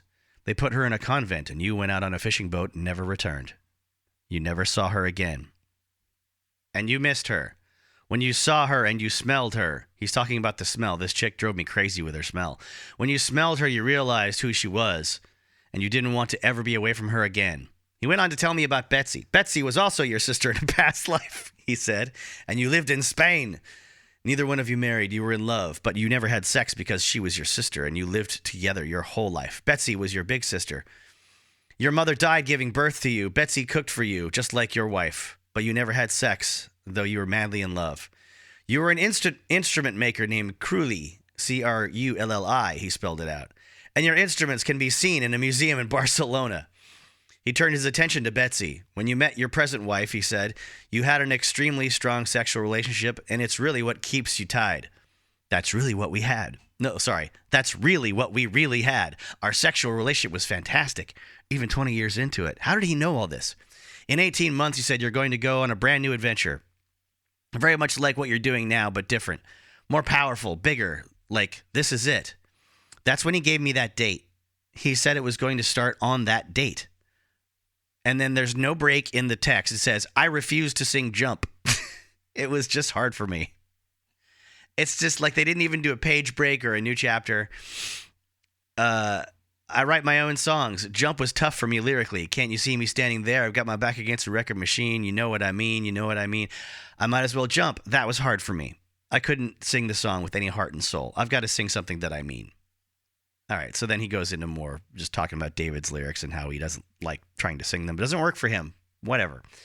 Then there's that talk that we had mentioned earlier about how sloppy and unstructured the Van Halen shows had been on the 1984 tour, which was refuted by someone we talked about earlier. I will say that last night I went on YouTube and watched live footage of the Live Without a Net tour of Best of Both Worlds, some other song, I think, too. But, I might have been Finish What You Started. I forget. But point is, I think it's Best of Both Worlds. There's a big, long mess in the middle of just like walking around and talking and picking up underwear that's been thrown on the stage and talking about it. And I think there's a purse he picks up and he puts it on Michael Anthony. And it's tons of, I mean, they're filming this for a home video and they're just killing time, bullshitting, or Sammy is, doing his thing that he's known for. And he has the balls to say that Van Halen used to be sloppy before unstructured and, the shows were just, didn't play that many songs, whatever. I just, and also he's wearing an I Can't Drive 55 t-shirt during this home video, the first professionally filmed and released for the public Van Halen concert ever. Like, I used to take his side on certain things when I heard him talking about, when he was interviewed for this autobiography release, actually, when he talked about how the Van Halen brothers demanded, in his contract for live shows at a certain point, no more Cabo Wabo merchandise, no more licensed branded gear on him that is his own company's.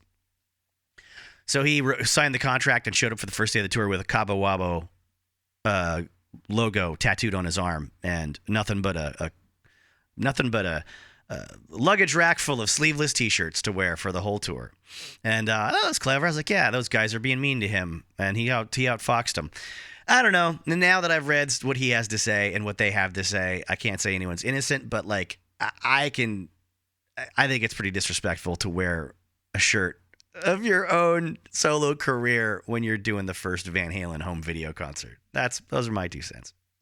So much like my my cynicism and skepticism about the American spirituality complex of small business owners that are just, in my opinion, fleecing tons of well-meaning people out of their hard-earned money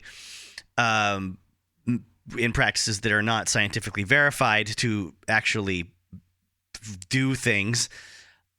I won't judge you like I won't judge a Sammy Hagar fan. I just can't read some of this stuff without bringing it up. You know what I mean? If your faith in Sammy is strong, there's no way I can dissuade you, and I have no interest in dissuading you from liking his performances and his music. Godspeed. But in other research for this era, I found another Hit Parader article I wanted to read from, and it's September 86, and it's the cover piece. It's Van Halen feud heats up. And I was like, oh, this has got to be a big deal. This is going to be like a main, it's right in the middle of the magazine. It's the featured story. Words of anger sparked continued friction between feuding factions. That's the title by Rob Andrews.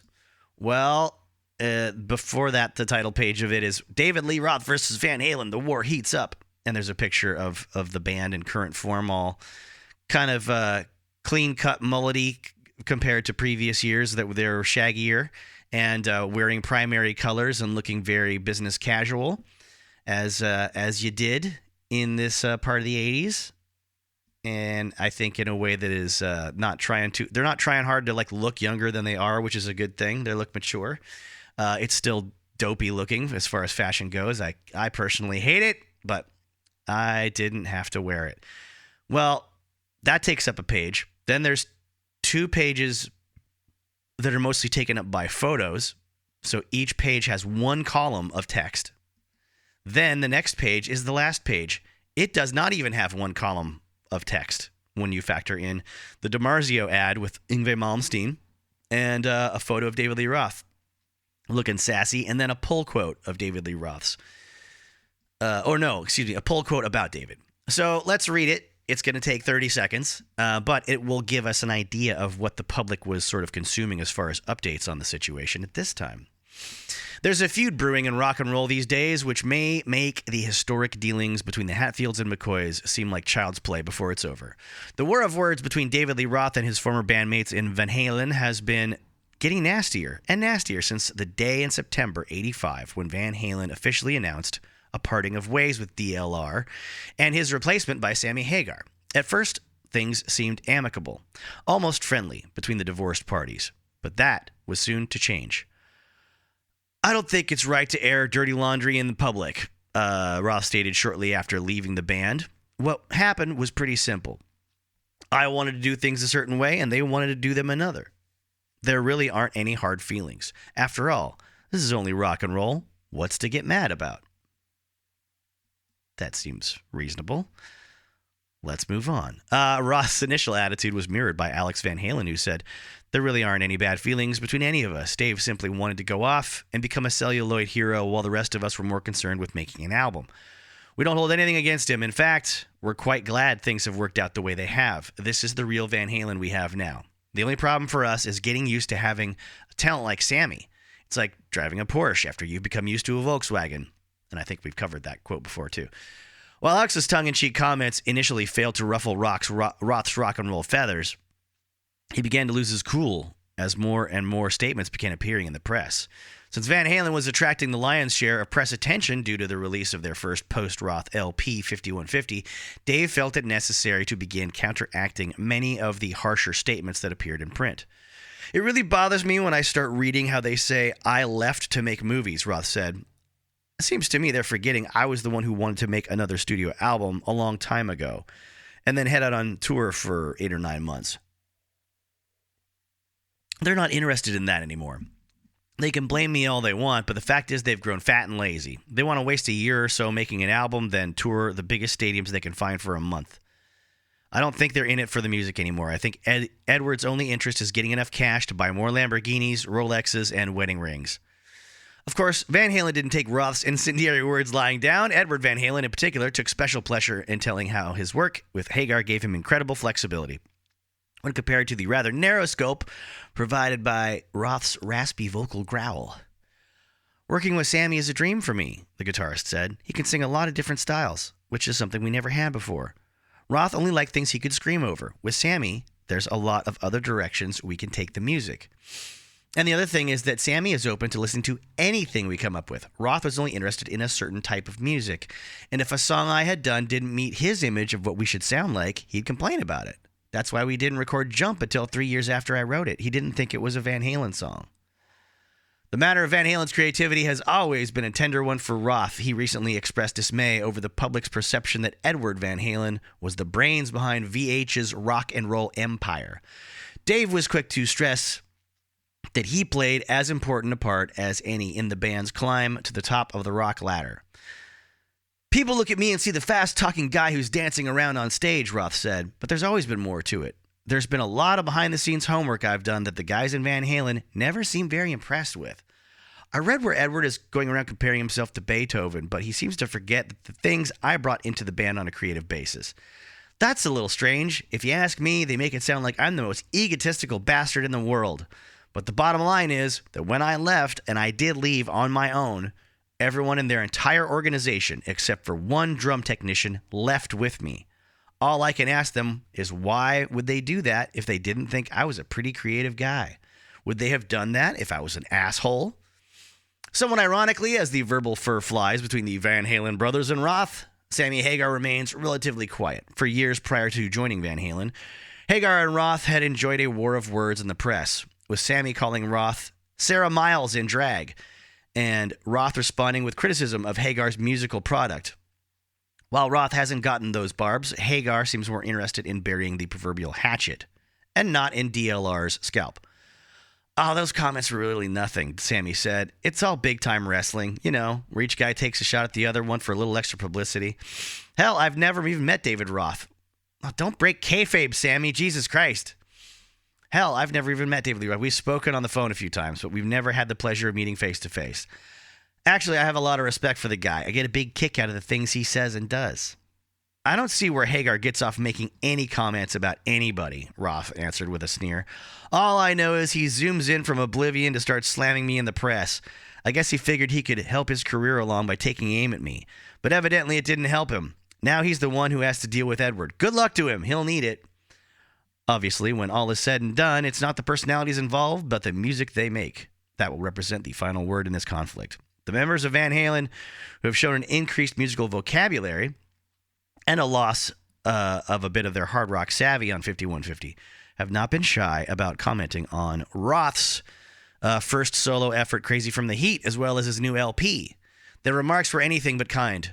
I found that music a little lame, Alex Van Halen said, but then Dave was always more interested in making simple things that could get on the radio than music with any real substance. I found his solo EP rather embarrassing. On the other hand, Roth prefers to focus his attention on his new band and album rather than comment on Van Halen's recent work.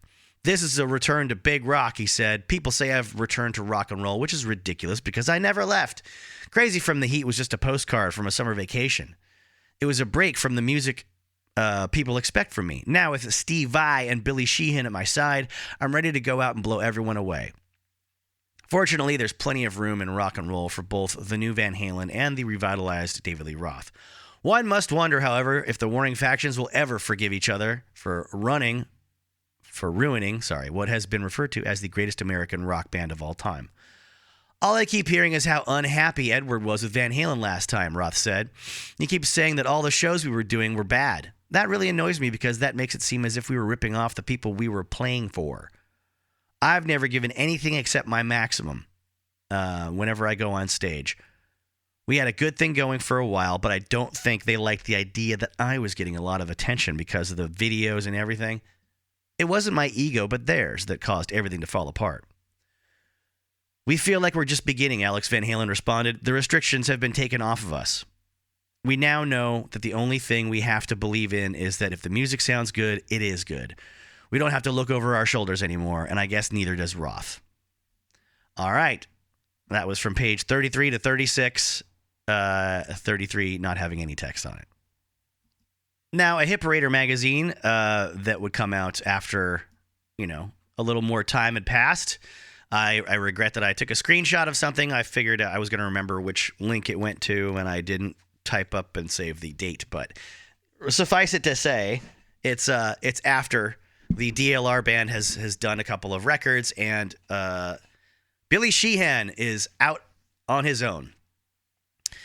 It says, A New Beginning by Chari Foglio. Billy Sheehan is one tough dude to figure out.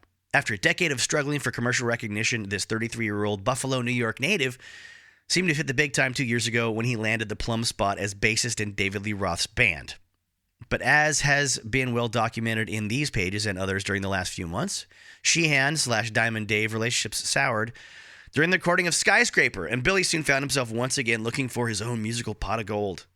Certainly he has the talent to reach the heights. In fact, a few musicians have been praised more highly than Battlin' Billy.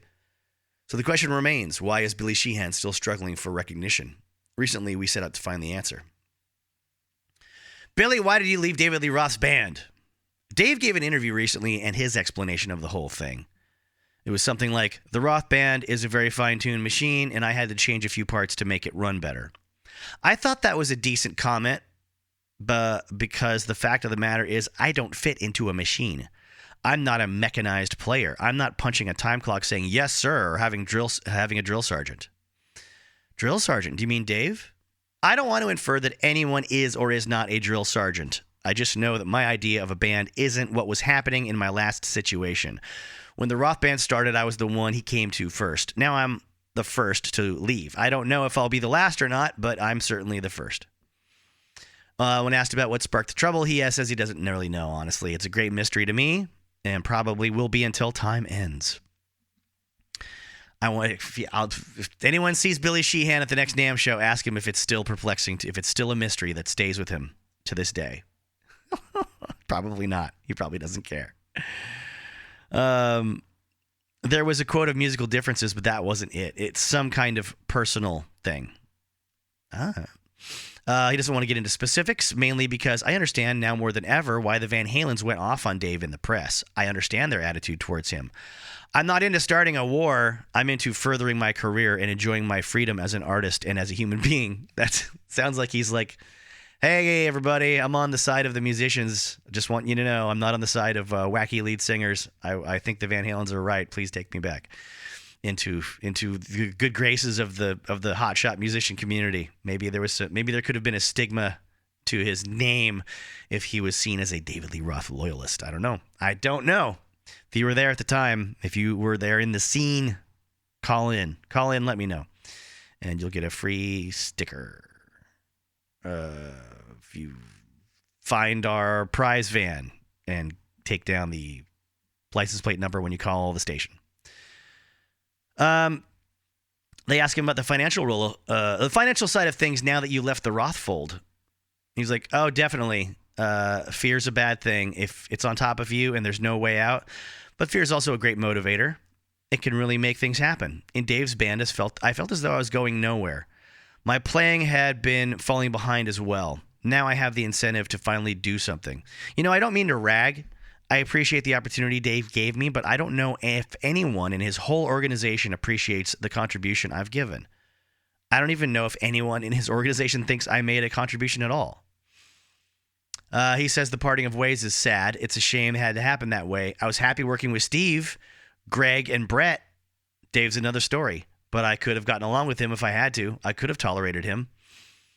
Hip Raider asks how the other guys in the band feel about all this. And he smartly says, I can't really speak for them. It wouldn't be fair. I know we'll all remain friends for a very long time. And I know that someday we'll work together again. That's why I don't wish any bad luck on the band, because those guys are still in it. Yes. And as history has shown, he's done plenty of stuff with those guys since. Here and there. Is it true that you were told what to play and, in essence, what to say as well? Not note for note or word for word. They would say, if this shows up in the press, you'll be fired, but have a nice interview. So it was never insisted. It was just strongly implied. There was a big secrecy factor around the organization. A lot of my friends in the press were upset with me because I wasn't able to freely speak with them. In terms of playing, a lot of people suggested that the reason I was fired was because I was a note hog. But I don't feel that way. I remember standing on stage, looking down at my fingers, thinking, why don't you move like you used to? And then I realized it was because the note police were listening, that they had their ear to my door. They'd say, whoa there, buddy. We don't know if that note's been approved yet. What it all comes down to is this. If there are only 5 spotlights in the auditorium and 4 are on Dave, one of us guys running around on stage has to go. And that was me. However, if I had it to do over again, I would still have joined Dave's band. But this time, I would have gone with a wider perception of things. I would have gone in with one. Whatever I do now is going to be real, no compromising. I'm going to write what I want to write and play what I want to play. And if that's what the Roth adventure got me, then I'm happy. One way or the other, I would have ended up here anyway. about to join Mr. Big, right? Do I have the timeline correct there, or were they already going? They weren't already going when he was with him, when he was in Roth's band, right? He wasn't doing double duty, I wouldn't think. Well, there you go. A peek inside the DLR camp from someone who has crossed the borders and headed off into a very bright future.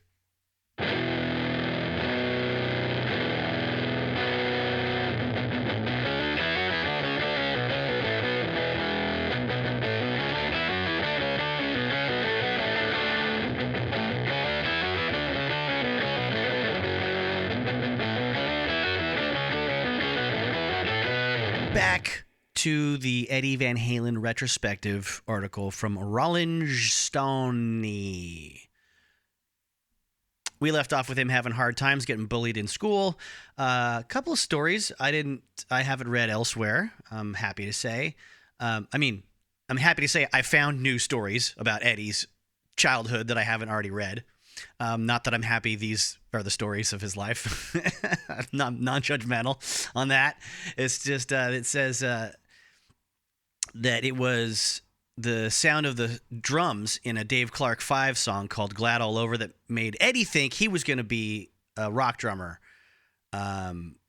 just like the guy in that band. And the fact that he was so obsessed with percussion and so was Alex led them to like take model cars they built, blow them up with cherry bombs, and then take all the plastic parts and put them back in the box that the models came in and pound on it to make a successfully like replicate the sound of the drums on rock and roll records. He gets a paper route so he could pay for a drum kit, and then Alex starts taking guitar lessons, and of course, while he's out throwing papers around, Alex just starts playing his drums against his wishes. So they switch, and obviously the rest is history. The next big chunk of the article covers the early days of their earliest bands, the kind of songs that they would cover, which, you know, if you've listened to these episodes we've done here on a history of rock and roll and film and rock and roll, you know some of this stuff already. Obviously, though, if you want to check out the article, I think it's very well written and worth a look. I'll put the link in the description to this episode. We'll read these next few paragraphs in total as written because I think it's a nice ramp up. I think this is good, very good rock journalism. Even though you probably know a lot of this information, I don't know. I think it's a pretty nice, succinct little chunk of storytelling when it comes to the launch. If you know what I mean, you will here in a second. When Eddie was 12, his dad gave him his first drink and cigarette in a misguided effort to calm his nerves. Young Eddie was either upset after an attack by a German shepherd or nervous before a musical performance, depending on the account. By the mid-70s, Eddie's drinking was starting to ramp up, and he was already using cocaine. By 1977, the drug was enough of a staple in the band's daily lives. They had a pet name for it, Krell, Krell. There were some early warning signs of trouble. One day in 1972, Eddie snorted PCP he thought was coke and suffered a near-fatal overdose, ending up in the hospital.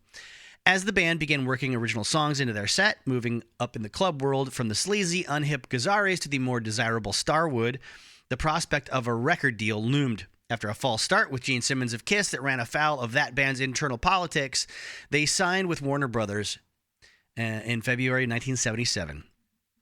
Ted Templeman, a Warner exec, became their producer, and his commercial instincts and deep regard for Eddie's musicianship served them well. They talk about his playing. They talk about his Frankenstrat creation, the paint job, the masking tape, and then the fact that it would become one of the most famous instruments in rock history and end up on display in the Museum of Modern Art. It looked like Van Halen sounded, quote, barely controlled chaos, as Eddie put it to me. Article then goes in to talk about, making the first record for Warner Brothers, and a really interesting bit of info I don't think I really understood, or if I did, I forgot about, that between the years of 1976 and 78, Van Halen had amassed so much material, they were able to draw on that stockpile during the entire David Lee Roth era, which was like an album a year for 5 years in a row and a brutal touring schedule to go along with it. The article notes, well, a lot of their evolution had already happened. Even some songs that seemed like giant leaps ahead, like 1980's impressive Who-like multi-part suite in a simple rhyme, actually predated their record deal. They then go into the Fair Warning debacle. I'm sorry, not the debacle. No, sorry, I'm thinking Diver Down. They talk about making Fair Warning and how influential that was to lots of guitar players because it was so wild and the lead playing was, so intense. And then it'll go later into the problems with Diver Down. David Lee Roth didn't like Eddie putting instrumentals on it. Eddie didn't like doing all those cover songs on it. Nobody's happy. And it sells, a ton because of Oh Pretty Woman. That makes the record label happy, and that they pressured Van Halen to crank out something so quick with 4 cover songs on it or whatever it was. Elsewhere in the article, Valerie Bertinelli talks about how he would sit in the studio with his engineer, around the sort of early 80s era and tinker with ideas until he either got them the way he wanted, she says, or ran out of booze, coke, energy, or inspiration, or all of the above. He felt endless pressure to come up with something better, something catchier, something Dave approved of, something the record company liked. The article also talks about how they fell in love with each other on the road while the band was supporting Women and Children First in 1980.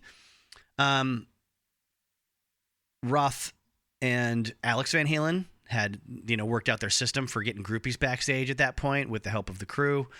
And Michael Anthony was long married, so he wasn't fooling around. And I think Eddie was transitioning from one side to the other here. Valerie says, we were punch drunk in love and just plain punch drunk. And she means drinking, she's misusing that phrase, not getting hit in the face drunk.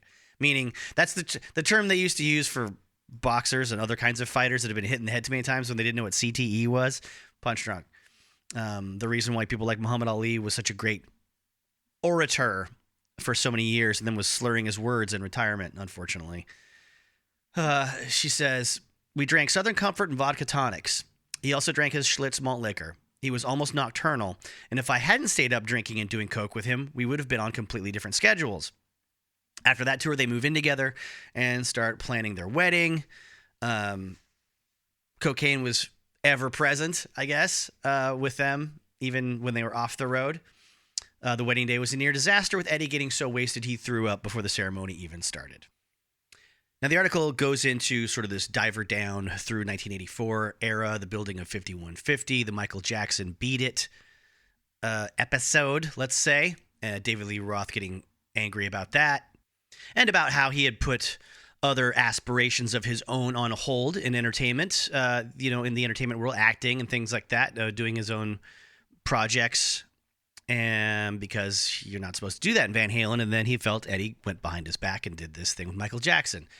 So it leads to more talk later in the article about his decision to put out his own stuff on the EP. There's a chunk in here about the tour for the 84 album.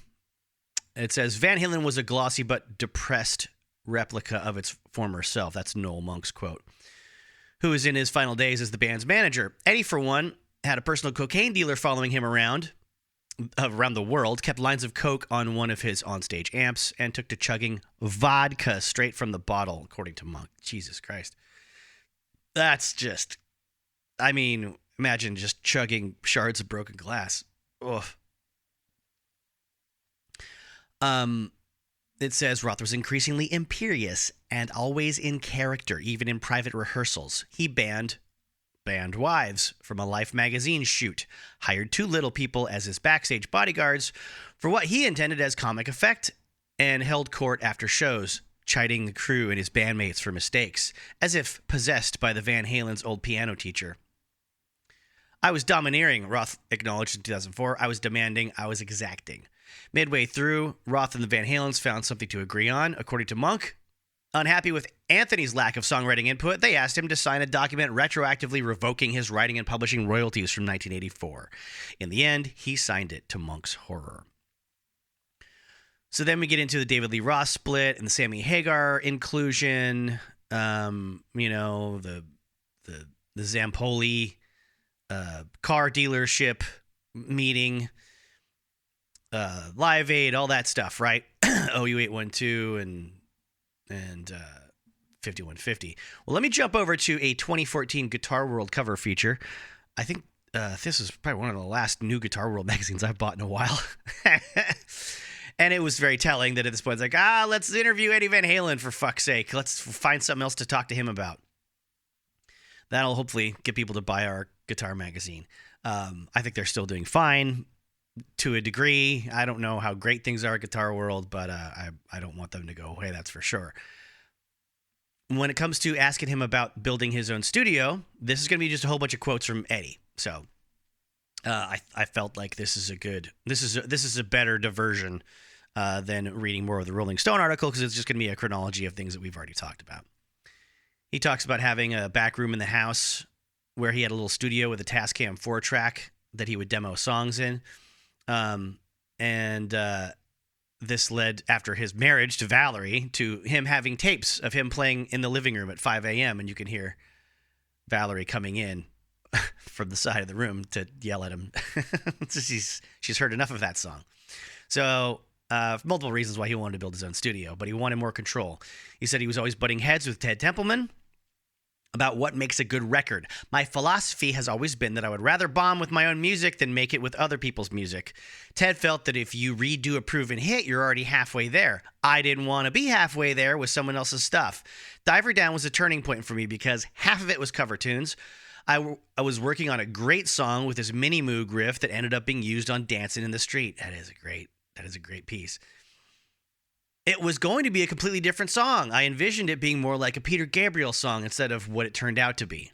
But when Ted heard it, he decided it would be great for Dancing in the Street. Fair Warning's lack of commercial success prompted Diver Down. To me, Fair Warning is more true to what I am and what I believe Van Halen is. We're a hard rock band, and we were an album band. We were lucky to enter the charts anywhere. Ted and Warner Brothers wanted singles, but there were no singles on Fair Warning. The album wasn't a commercial flop, but it wasn't exactly a commercial success either. Although for many guitarists and Van Halen fans, Fair Warning is a hot second between either Van Halen or 1984. The album was full of things that I wanted, from Unchained to silly things like Sunday Afternoon in the Park. I like odd things. I was not a pop guy, even though I had a good sense of how to write a pop song.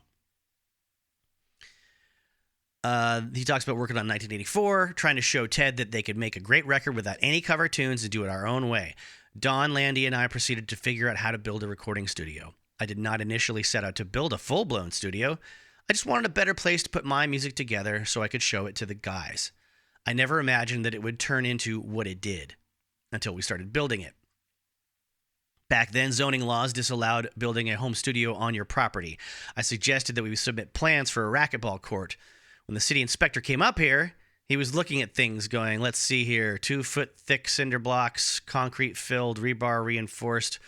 Why so over the top for a racquetball court? I told him, well, when we play hard. We want to keep it quiet and not piss off the neighbors. We got it approved.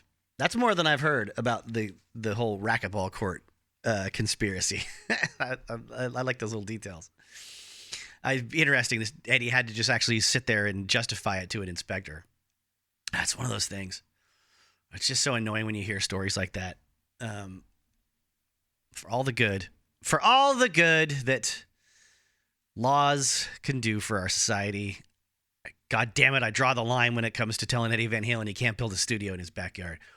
Anyhow, he says there was this universal audio console that Donn found at United Western Studios.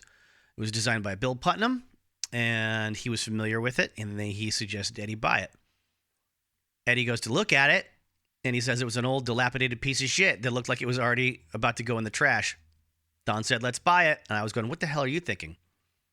He said he could make it work, so he paid $6,000 for it, and I lugged it up here. He rewired the whole console himself using a punch-down tool. Donn used to work for the phone company, so he was an expert at wiring things. Go Donn. He buys a 3M 16-track tape machine, and, soon everyone else starts realizing what's going on, especially Ted. This is in a little demo room for Eddie to, make some sketches of new tunes. This is a full-fledged, studio. Donn tells him, especially Ted Templeman, no, man, we're going to make records up here. And when Ted and everybody else heard that, they weren't very happy. He says that he and Donn had gotten really close. They had a common vision. Everybody was afraid that Donn and I were taking control. Well, yes, that's exactly what we did. And the results prove that we weren't idiots. When you're making a record, you never know if the public is going to accept it. But we lucked out and succeeded at exactly what my goal was. I just didn't want to do things the way Ted wanted us to do them. I'm not knocking Diver down. It's a good record, but it wasn't the record I wanted to do at the time. 1984 was me showing Ted how you really make a Van Halen record. They ask in this article about his overflowing creativity and his extra projects during, this era. The Seduction of Gina and the Wildlife soundtracks, the Starfleet Project with Brian May, Beat It with Michael Jackson, and you and Donn produced a single for Dweezil Zappa, which I think we mentioned on an earlier episode. I had a lot of music lying around because all I did was write. I remember we were rehearsing for Diver Down for the tour at Zoetrope Studios. I did not know about that. I don't even know. I wouldn't have even known that Zoetrope Studios was still up and running in 1984. That's wild. When Frank Zappa called me and asked if I would produce a single for his son Dweezil. I also did the Brian May Starfleet project then in session with Michael Jackson. Val asked me to write some music for a TV movie she was doing. Until you mentioned it, I had forgotten that I had recorded the Wildlife soundtrack back then. Now, I remember that Donn wasn't very happy because he had to mix it on his own. I had to leave to go on tour with AC/DC in Europe that summer. And then they do the Yus Festival in the middle of recording 1984 as well. And they played about 120 shows around this era. And he still pulled off building his own studio. Good man. Good man, Eddie. And one thing I didn't know about some of these recordings, too, is the drum kit being used on Jump, and I think a lot of other songs from 1984, maybe the whole thing, I don't know, was this electronic one. It was a Simmons kit, I guess. And Eddie says Alex was very supportive of everything we were doing. He wasn't happy with his drum sound, especially on the first and second records.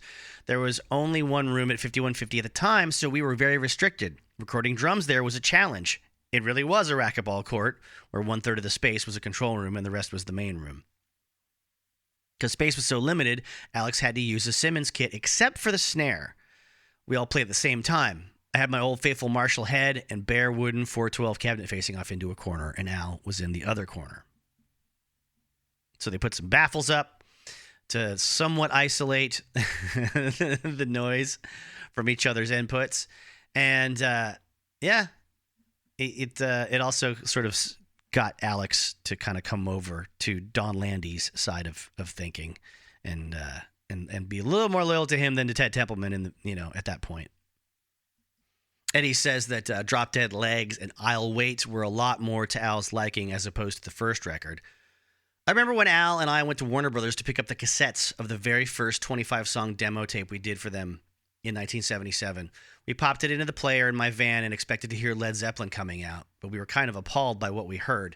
It just didn't sound the way we wanted it to sound.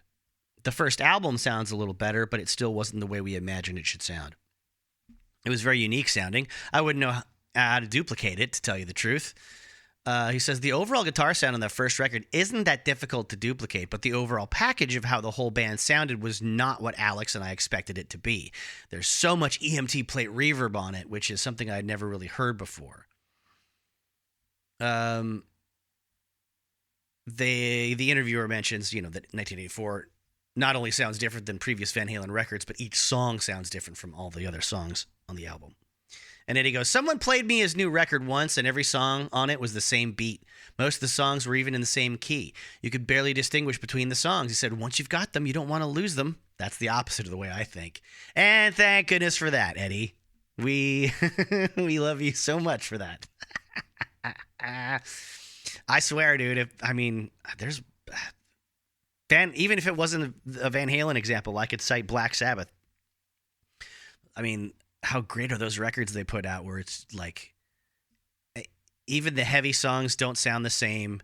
There's interludes with an acoustic guitar in between them. There's, different little movements in certain songs. Some songs are like obviously a pastiche of like 2 or 3 different attempts at a song squished together. And then others are really straightforward and a little shorter. Great stuff. Now we'll get a little technical on some of the gear being used on 1984.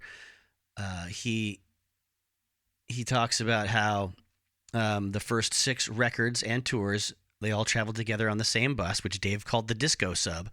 All I did was write. You can hear bus generator on all the demo tapes I recorded. Please put out those demo tapes, somebody. Jesus. I wrote Jump on a Sequential Circuits Prophet 10 in my bedroom while the studio was being built. Every time I got the sound that I wanted to use on the right-hand split section of the keyboard, it would start smoking and pop a fuse. I got another one, and the same thing happened. A guy I knew said I should try an Oberheim OBXA, so I bought one of those and got the sound I wanted. I always carried a microcassette recorder with me. I recorded my idea for Girl Gone Bad by humming and whistling into it in the closet of a hotel room while Valerie was sleeping. I pretty much wrote the entire song in that state, and then when I got home, I put it all together. When the guys once asked me to write something with an AC/DC beat, that ended up being Panama. It really doesn't sound that much like AC/DC, but that was my interpretation of it. I've shared this little tidbit before, but like some 10, 12 years ago, I read Chris Hardwick's book, and if you don't know who that is, it's okay. But he was, very popular host of the Nerdist podcast, creator of the Nerdist brand before he sold it off to Legendary and Warner Brothers, and married Lydia Hearst. And he talks about, he's got a musical side to him as well. And he had a sort of comedy music duo with himself and a guy named, was it David Furman? His last name is Furman. They called this one Hard and Firm. And they were having trouble coming up with a bunch of stuff for Rob Zombie's cartoon soundtrack that they were hired to do for El Super Beasto. They submitted a whole album of ideas. He didn't like them, and then they came back with something different that he liked. And he said sometimes the easiest way to get creative is to try to intentionally copy someone else's style. And inevitably, your own unique and individualistic quirks will just come out through this attempt to not be yourself, no matter what you do. And it actually does come out sounding very original. And I love that story. I took that to heart. I tried really hard to write a song once based on a Powerman 5000 tune, because I still love that band, and even some of their later stuff. It only had 3 chords in it. I think maybe 4, a total of 4. The chorus had a 4th chord in it. And I ended up writing a song with like an intro, riff, a verse, a chorus, a bridge, and rhythmic changes through it all. And like it has like 6 chords. I think it just happens, but it doesn't happen unless you force yourself out of that normal way of doing things. Right. So, what I'm saying is I'm exactly like Eddie. Wait, remove the barrier. What I'm saying is I'm exactly like Eddie Van Halen. And so are you. If you take my advice and do what I say. So back to the actual tech talk. He was discussing Top Jimmy. He had a melody in his head, and he tuned the guitar to that melody. That's a great idea, too, for creative stuff. God damn it. He retuned his guitar specifically for the melody he wanted to play. Steve Ripley had sent me one of his stereo guitars. I don't know who Steve Ripley is. And it had 90 million knobs and switches on it. That was too much for me to comprehend, so I asked him for a simpler version. He sent me one with a humbucker in the bridge and 2 single coils at the middle and neck positions. It was just a prototype. For some strange reason, I picked up that guitar, tuned it to Top Jimmy, and that's what I ended up using because it sounded interesting. That rhythmic lick I play after the harmonics sounds cool ping-ponging back and forth. You can't really hear it unless you're wearing headphones. It just fit the track. So, don't forget the little AC/DC detail from earlier. He says Drop Dead Legs was inspired by Back in Black. I was grooving on that beat, although I think Drop Dead Legs is slower. Whatever I listen to is somehow filtered through me and comes out differently. Drop Dead Legs is almost a jazz version of Back in Black. The descending progression is similar, but I put a lot more notes in there.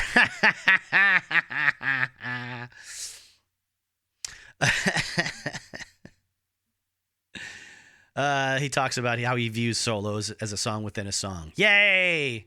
That's why his solos are so good. From day one, it's just the way that I write things. I always kind of start with some intro or theme and establish a riff. Then after the solo, there's some kind of breakdown section. That's there in almost every song, or else it returns to the intro. I've never heard somebody so genius be so reductive when it comes to his own musical process. God damn it. I'll read a couple more quotes here. I'll put the link in the description so you can read this whole thing. There's a lot more than what I'm covering here. They mention Hot for Teachers. Sounds like everybody's having a good time in the band. He said, I'm a shuffle guy. I love fast shuffles. I think that stems from my dad's big band days. Every Van Halen record has a song like that. I'm the One, Sinner's Swing. It was an extension of that. More of Me. I distinctly remember sitting in front of Al on a wooden stool and playing that part where my solo climbs. Sorry, guys. Playing that part during my solo where it climbs. Well, I can't count, so Al needs to follow me. I'd sit right in front of him, and he'd look at me like, now! When he started putzing around with that, we were going, holy shit. They're talking about the intro.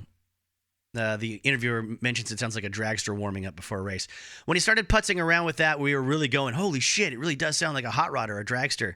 You can only pull that off with Simmons drums because they sound so unique. Regular drums don't sound the same. There's something to be said about the years that we used Simmons. The only bad part was how those drums affected Al's wrists. When you hit those things, there's no bounce or give. It's like pounding concrete. And thanks to the amounts of Schlitz malt liquor we drank, we hit everything twice as hard. Al would hit them with sticks that were like baseball bats. That first drum fill on I'll Wait, right before the vocals, was an accident. Oh, it's one of my favorite parts of the song. Hell yes, that's such a perfect drum fill. Al hit the hi-hat instead of the cymbal. The only way we could record in that room was just to have Al play only drums and then later overdub the cymbals. He just forgot to hit the cymbal. It reminds me of Ginger Baker on White Room, where Ginger does a similar thing in the first verse. You said that I'll Wait gets the most resistance from others. Ted hated that song. When I played it for him, he kept humming Hold Your Head Up by Argent just to piss me off. It doesn't sound anything like that. You're right, Eddie. It doesn't sound anything like that. Fuck you, Ted. Fuck you, Ted. I still want to read your book. I bet you're a pretty nice guy. You're very talented, too. No one tell Ted Templeman I just said fuck you. If you know Ted Templeman and he'd be willing to come on a podcast he's never heard of, call in and let me know. Now, let's talk about the mixing because this is a funny story. If it wasn't, I wouldn't read it. I think I'll kind of finish off with this part because, there's more to read. If you love Eddie, go check this out. It's Eddie Van Halen Looks Back at Van Halen 1984 and 5150 Studios on guitarworld.com. Like I said, I'll have a link in the description. You could just click on it. He says he and Donn were mixing the album, but Ted seemed to think they were already done, and we had a deadline to meet. The original plan was to release the album on New Year's Eve of 1984, but Donn and Eddie weren't happy with everything on it, and they would be there mixing, and the phone would ring. It would be Ted at the front gate to my house wanting to come in. To this day, I don't think Ted knows what actually went on. My whole driveway is like a big circle, so Donn would grab the master tapes, put them in his car, go out the back gate, and wait as Ted was coming through the front gate, because Ted wanted the tapes. He'd ask where Donn and the tapes were, and I'd say that I had no idea. This went on for about 2 weeks. Little did he know that Donn was sitting outside the back gate waiting for him to leave. We had walkie-talkies, and I would tell Donn when Ted was leaving. Then Donn would drive down the hill and come back through the front gate, and Ted never saw him as he was going out behind him. It was a circus. Nobody was happy with Donn and me. They thought we were crazy and out of our minds. Ted thought that Donn had lost it and was going to threaten to burn the tapes. That was all BS. We just wanted an extra week to make sure that we were happy with everything. Ted just didn't see eye to eye with the way I looked at things. That was my whole premise for building the studio. I wanted to make a complete record from end to end, not just one hit. As soon as Jump was done, he looked at the rest of the album as filler. It wasn't that to me. It's a good record because it was different.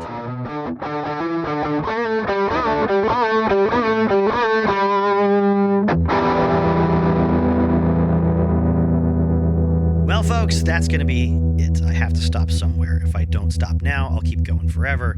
There's so many good stories and so many good interviews. I hope that I've either satisfied your appetite for Van Halen lore and history, or I have given you inspiration to go seek out more of it.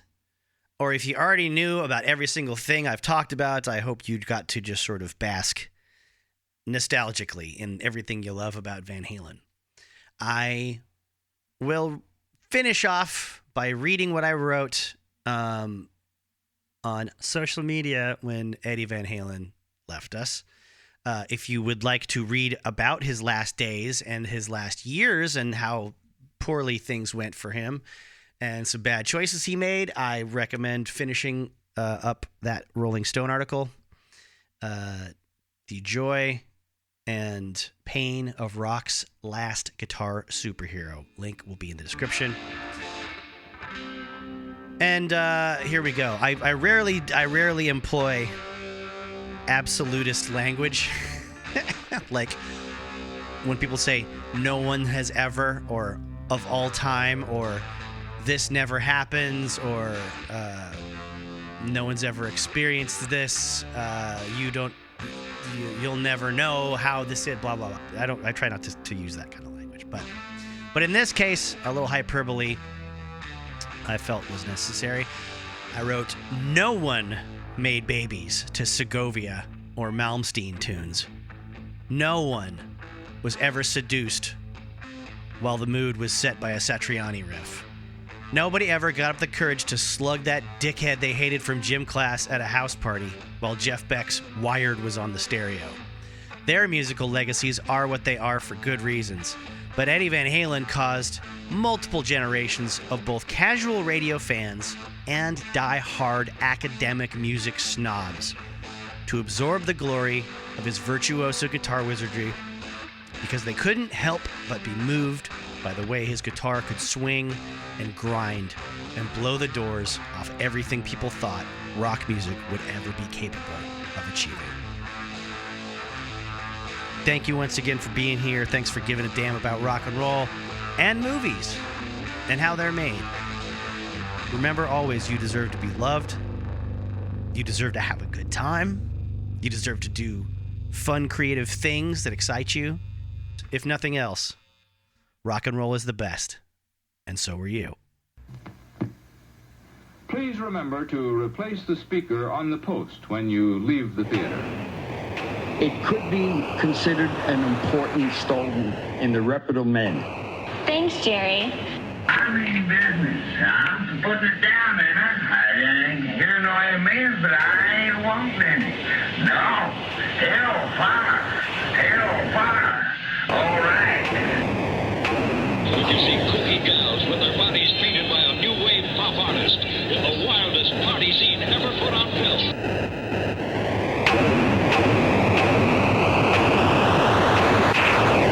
That's pretty good.